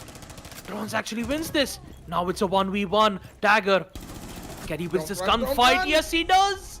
He does win the gunfight, Jack. Would you believe it? For a moment there, I thought there was hope for GE2 Esports to win round number 3, but unfortunately it was shattered at the hands of Dagger. Why are you sprinting in that situation? I don't know. And honestly, I don't think I want to know. He had the angle, he had the cross, he got the kills. The Melusi lost the gunfight. Fine. Drons could have just played it patiently. He had cover, he saw where the Ash was, and he had diffuser drop as well, mind you, because of the ace who came through the breach. Yep. But it wasn't to be. Drons got a bit too excited, I guess, ran around, and then got caught, as it were. Lacking, as they say. Round 4 means it's a 3-0. Team Uwu taking round after round that they really should be losing the way that these rounds are going, but GEE2 Esports just proving not capable enough to punish them for their mistakes. Wait. 3? Is that 3 Capcan traps on that split door? Where? I think I didn't see it properly. Split door, the one that goes into Armory. Okay. I think I saw the Capcan put down 3 traps on that one. So that's interesting. That's an interesting decision from Khalifa. If you can have a zoom in on the split door there, Assassin. It is. Is that 3 traps on that door? Split door, the blue door. The other one, behind. Blue door, To Assassin. the left, Blue door, come on. left, behind. Right, to the right. Yeah, there you go. Yes, There this it door. is. Three That's Capcan traps. Three Yeah. Capcan traps. Yeah, 3 Capcan traps. My goodness. Okay, then. I'm guessing 3. third time's the charm. So maybe if Wait, one no. does not work, the other that- 2 would work out, right? That is 3. Yeah, that is 3. That okay, is I was 3. miscounting. Yeah, there's like a broken prop on the floor. I thought that was a 4th for a second there. I was gonna say 4 on one door. Although to be fair, this is a fun fact, by the way. I have at one point fallen trapped to 5 Capcan traps on one door. I didn't even see any of them because I was absolutely not paying attention. Anyhow, let's pay attention to the match. A bit of shots fired towards the Hibana and the Amaru that are here on the 2nd floor, as there is a player in security room that's giving them a bit of grief. They need to get that player out of there. Hatch is going to be broken wide open in just a short moment here, as DZ and Kato have taken a bit of damage. None of the defenders have in return.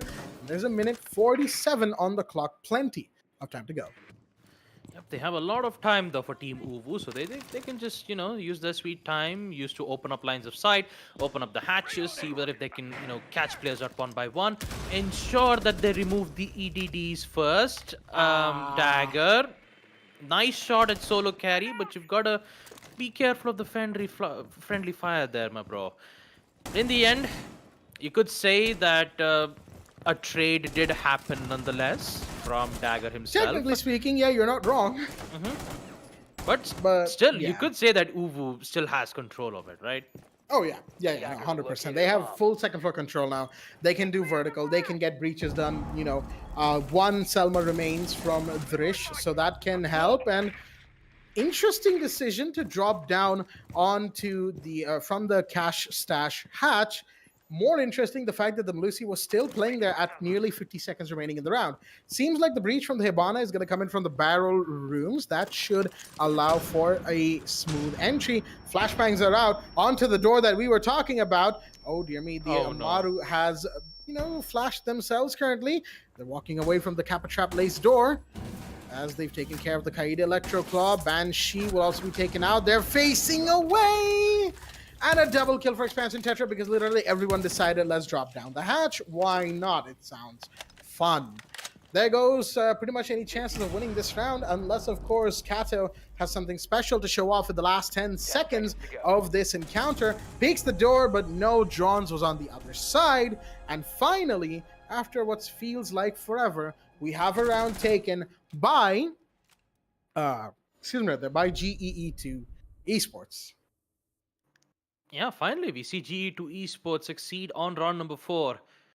Especially winning a site like Throne Room slash Armory would at least be a sigh of relief knowing that they've won at least a single defensive round. But they still have a lot of work to do.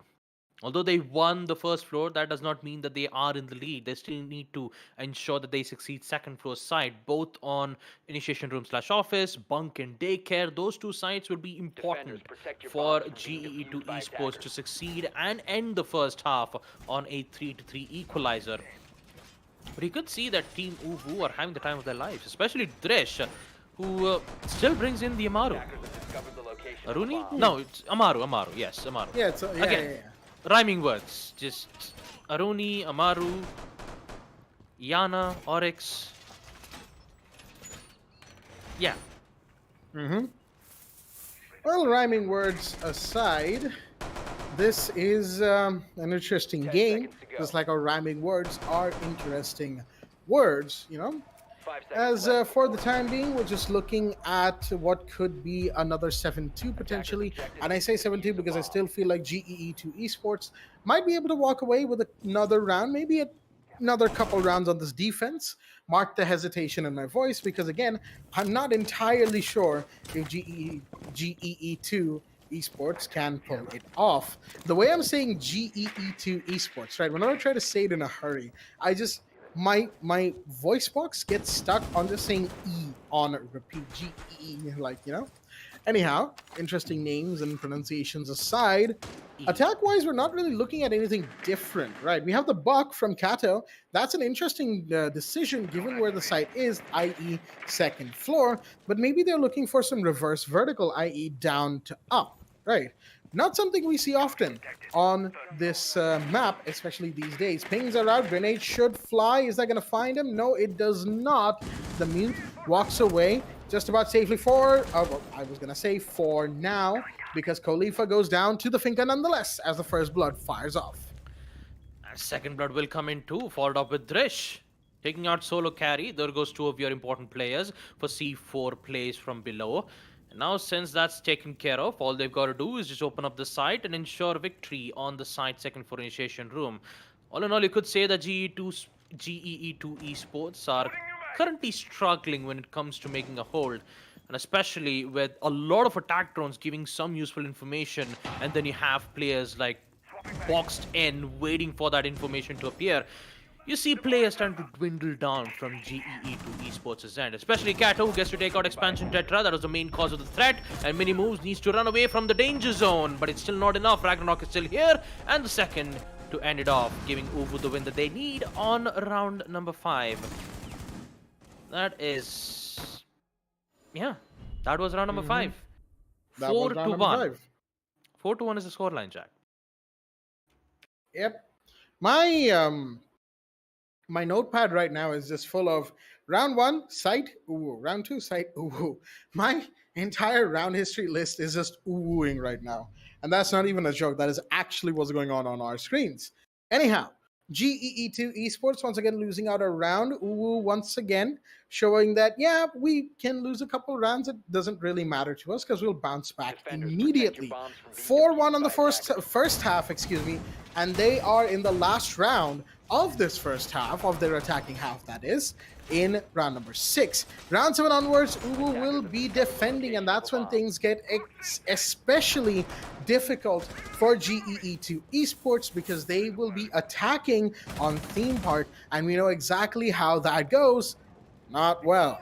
So, we'll have to see how they fare in this round. Can they at least make it a 2-4 before they have to struggle, the mighty struggle 10 of seconds to insertion. what is effectively pushing a boulder up a very, very, 5 seconds to insertion. very steep hill that is winning rounds on attack on Theme Park. I know it might sound like I'm exaggerating, but folks, if you've played this map or you've seen teams play this map, you know what I'm talking about. Defender sided doesn't even begin to encapsulate the number of rounds defenders have won on Theme Park, and that's just from personal experience.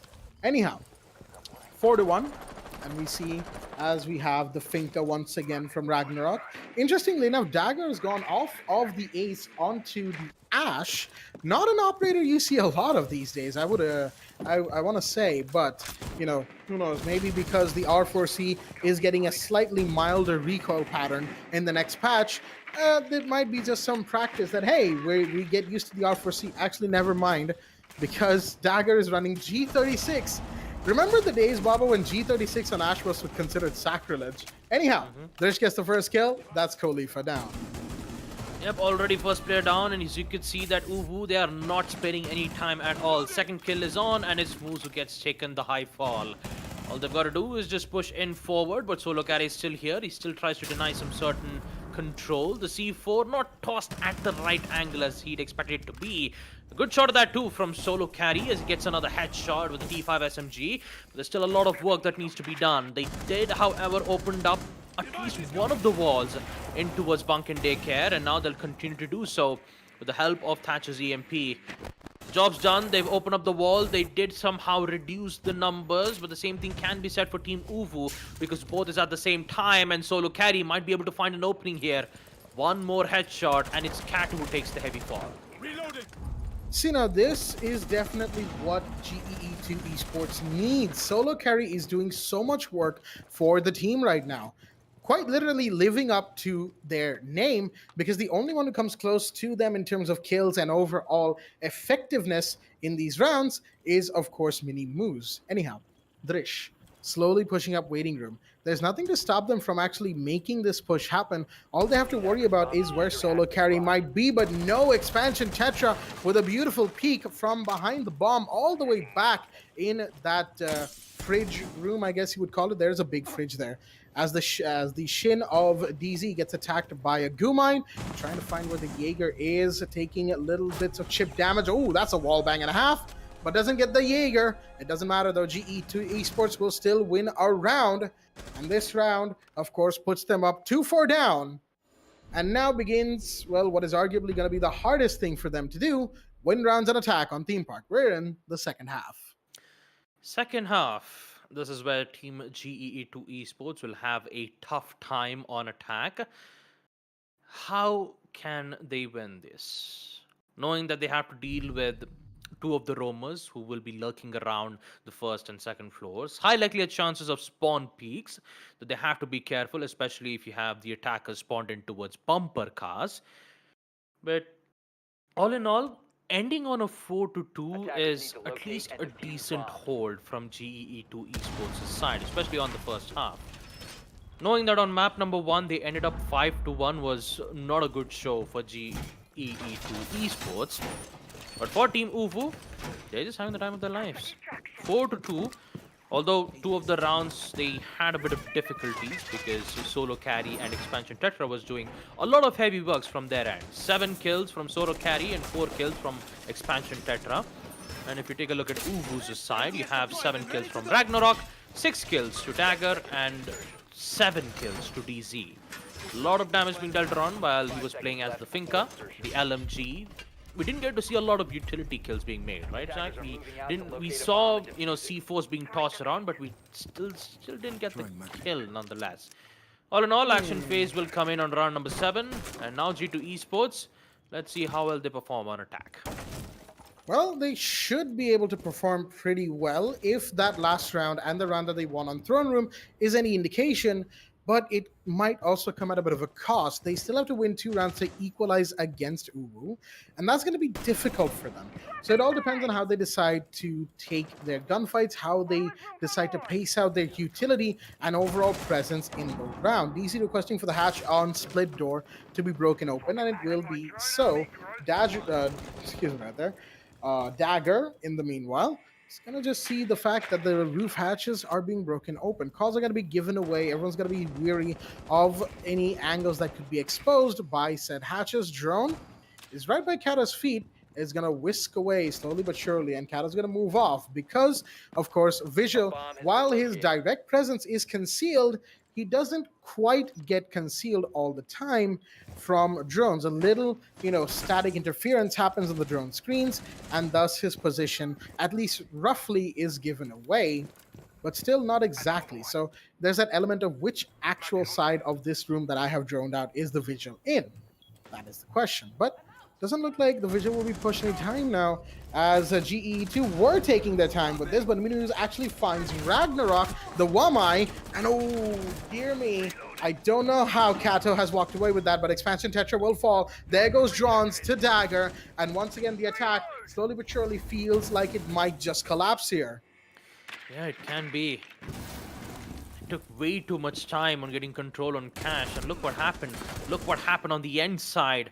Uvu still have control on their man count. They even have control on removing players one by one, but Solo Carry still alive, and that LMG will be so deadly. All he's got to do is just one leg shot to Kato and Dagger, and that would be more than enough to get the kill, but Minimus is still here, so does BC.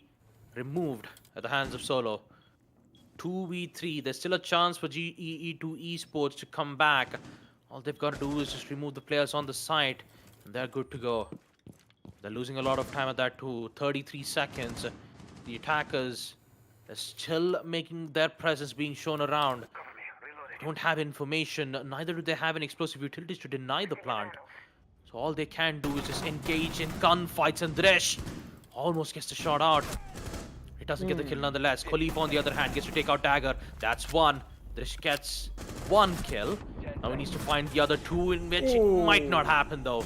G2 Esports have things under control in the second half, as they would win round number 7 without any hiccups. All right, so they've already won more rounds than they did in map number 1. That is pretty decent from GEE2, putting a bit more stuff on the board for themselves, a bit more points.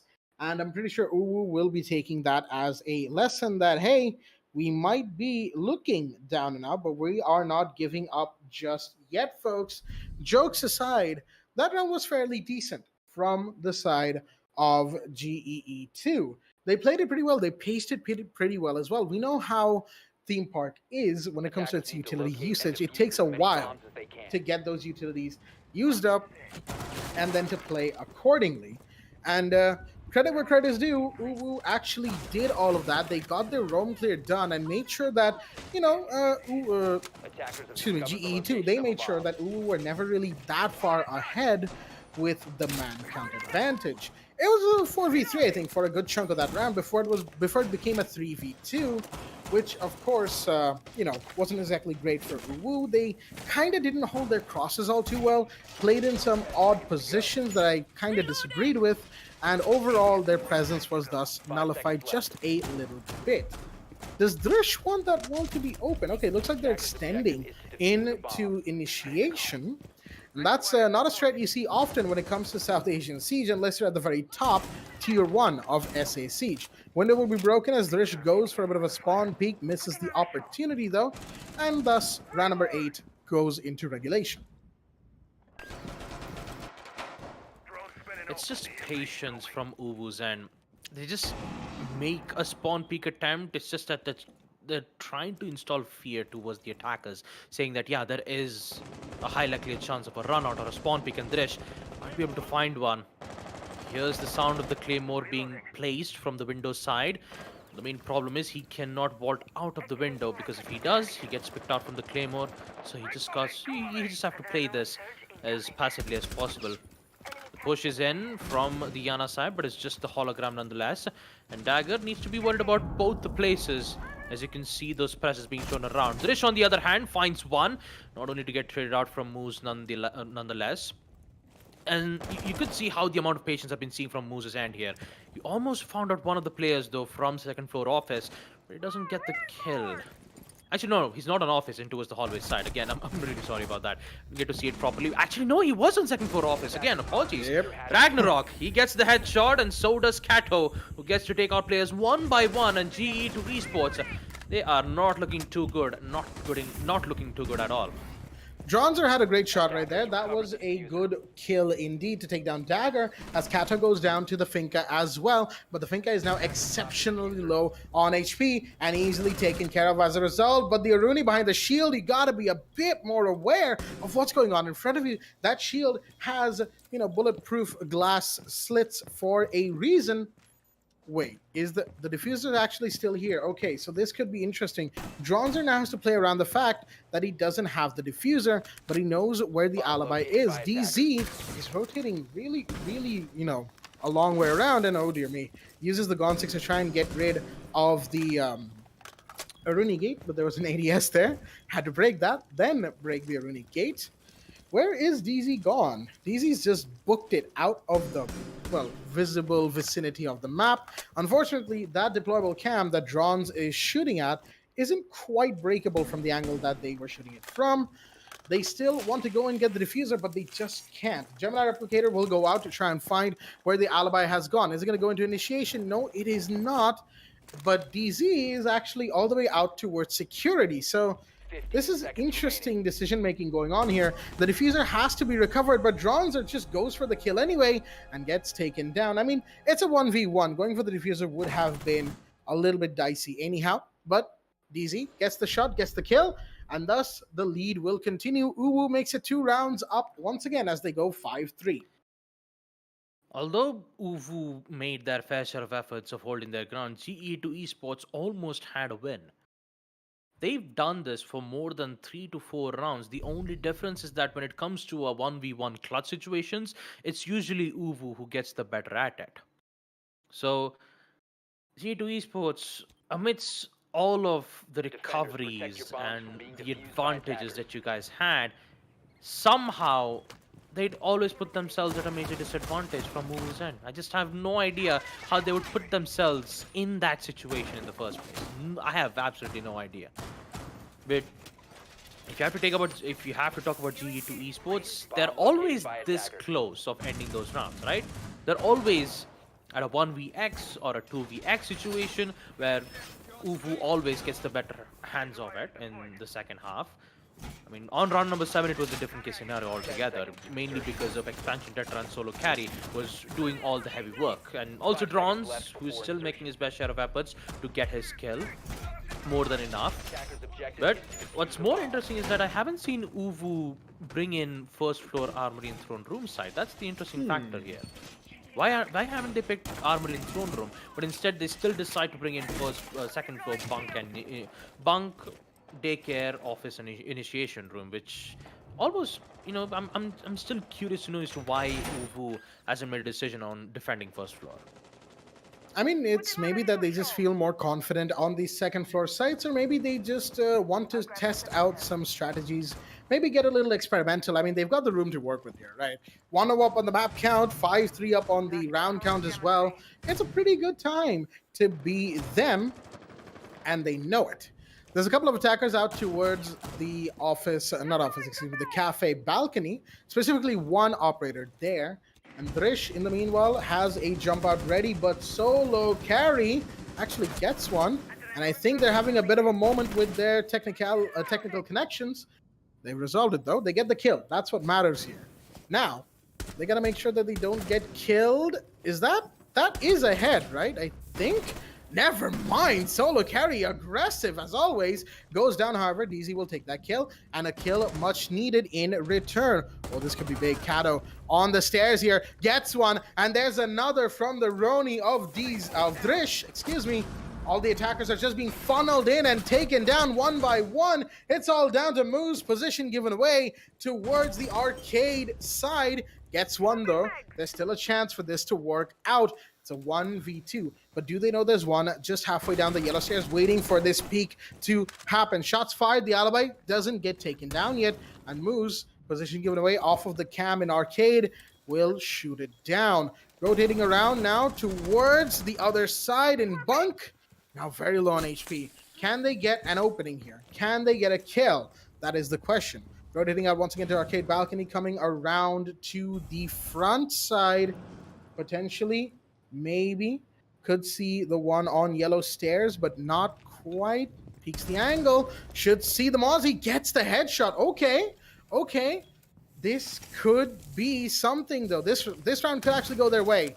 All they have to do, all Moose has to do, is play this safely, and it is a done deal. But can they do this is the real question. They're going to get another Selma going. They want to peek this, but the alibi has moved in to bunk. Where is Moose? Goes around to peek bunk, actually, and goes down as a result. DZ was here, heard the running footsteps of the ace, and got the round.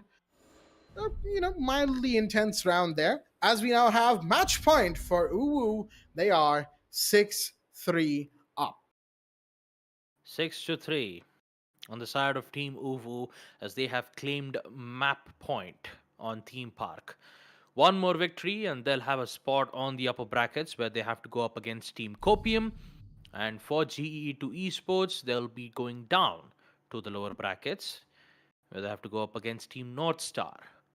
Whether or not if GEE2 Esports wants that situation to happen, they've got to win 3 rounds back-to-back on defense. 3 rounds back-to-back on attack.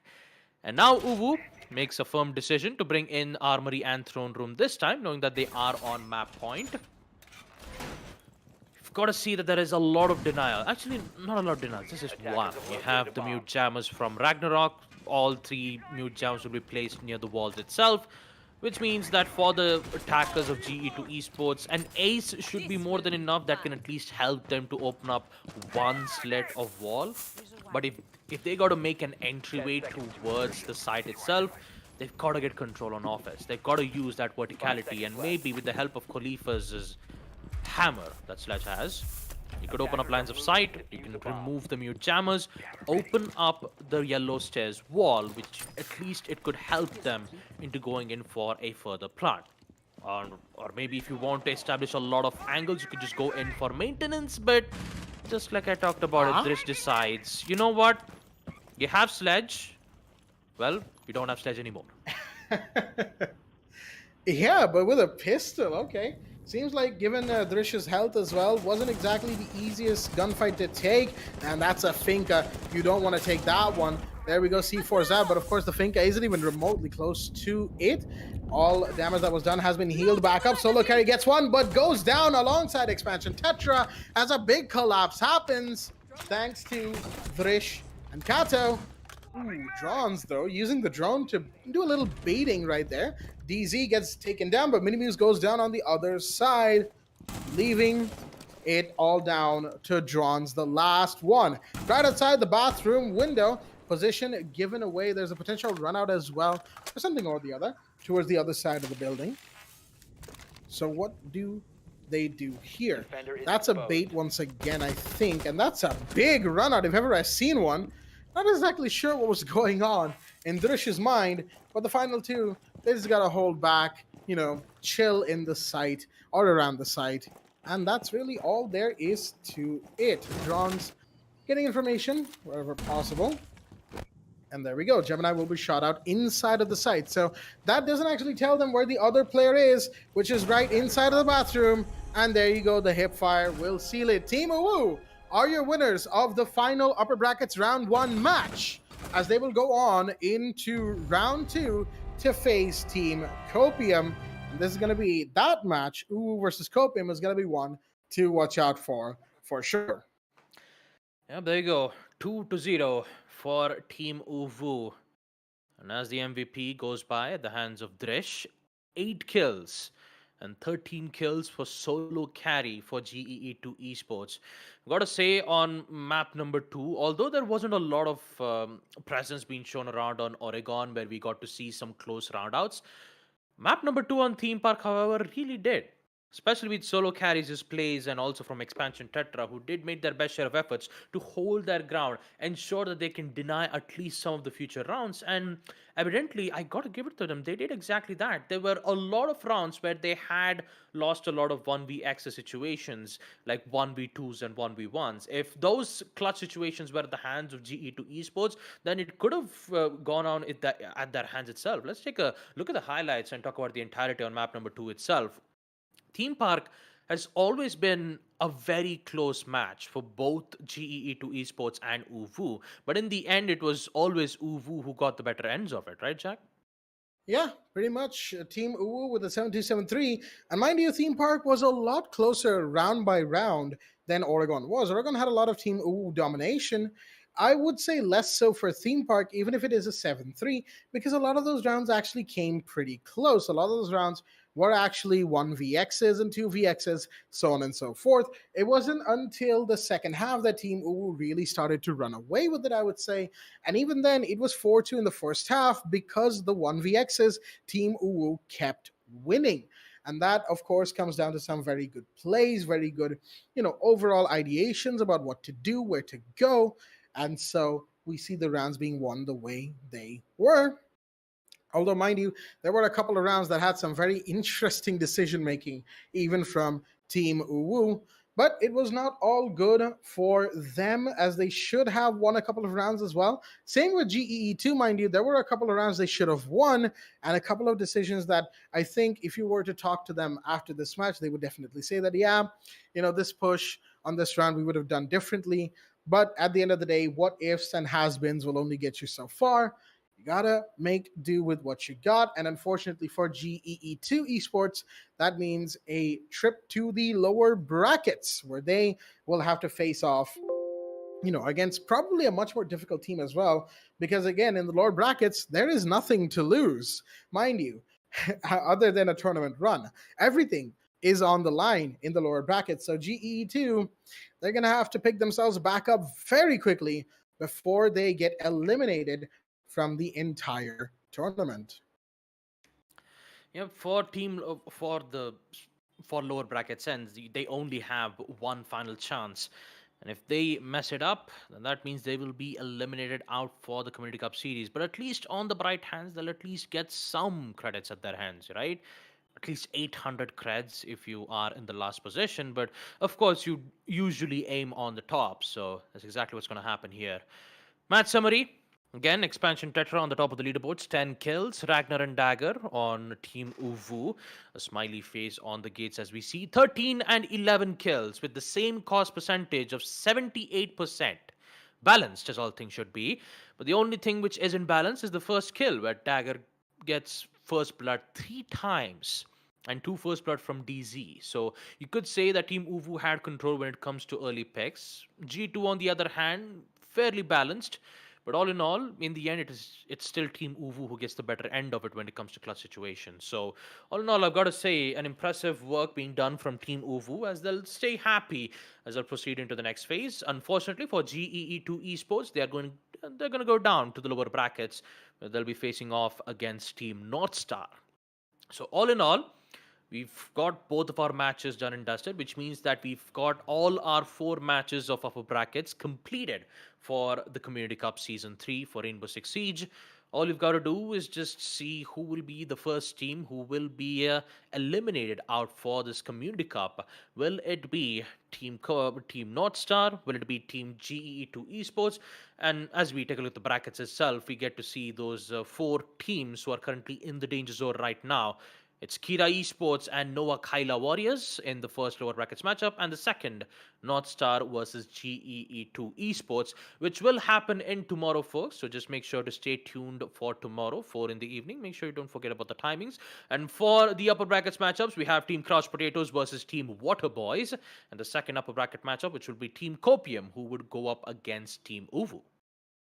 Now, those upper bracket matches and those lower bracket matches both are looking really, really nice, I will say so myself. The lower bracket matches, of course, are tomorrow, folks, so make sure you return. Well, they'll be soon, actually. Geetwo Esports versus Noah Kaila and Northstar versus GEE2 as we wrap up today's production. So with all things being said, pretty interesting matches so far. I definitely feel like the Northstar versus Copium game was probably an overall much more entertaining game than this one, but hey, GEE2, they gave it their best shot. Team Uwu walking away with a couple of easy wins here. With all that being said, that is going to do it here at the Esports Club Community Cup Season 3 for Rainbow-Six-Siege, supported by Ubisoft and powered by Zotac Gaming and our broadcast partner Loco. Remember, if you want some good graphics cards and other gaming machinery, Zotac is the way to go. Of course, buy the game, Rainbow-Six-Siege. It always is nice to see more players joining the family of the Siege community. And of course, if you want some fantastic streams and content, there is always Loco,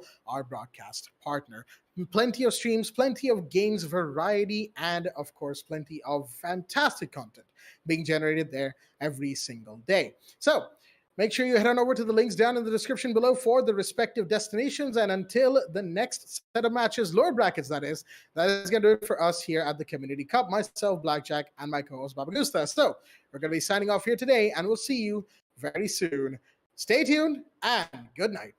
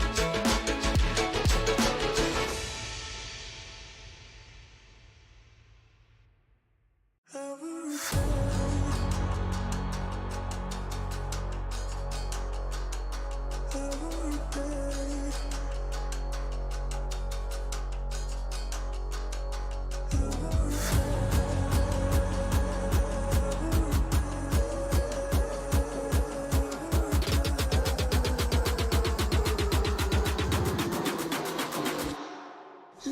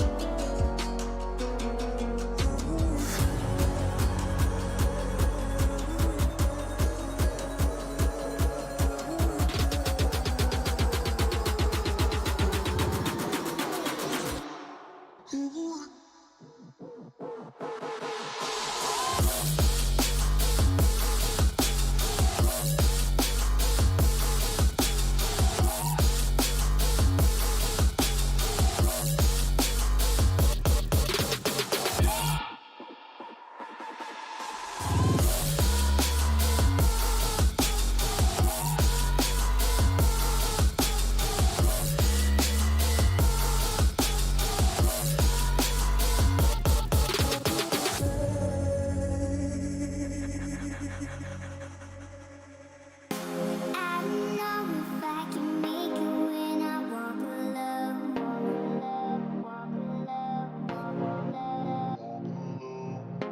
Can somebody come and save me? I just wanna know. I wanna know. I could run through the fire, I could conquer the night. If I can make it, if I try to draw the red light. I could run through the fire, I could conquer the night. If I can make it, if I try to draw the red.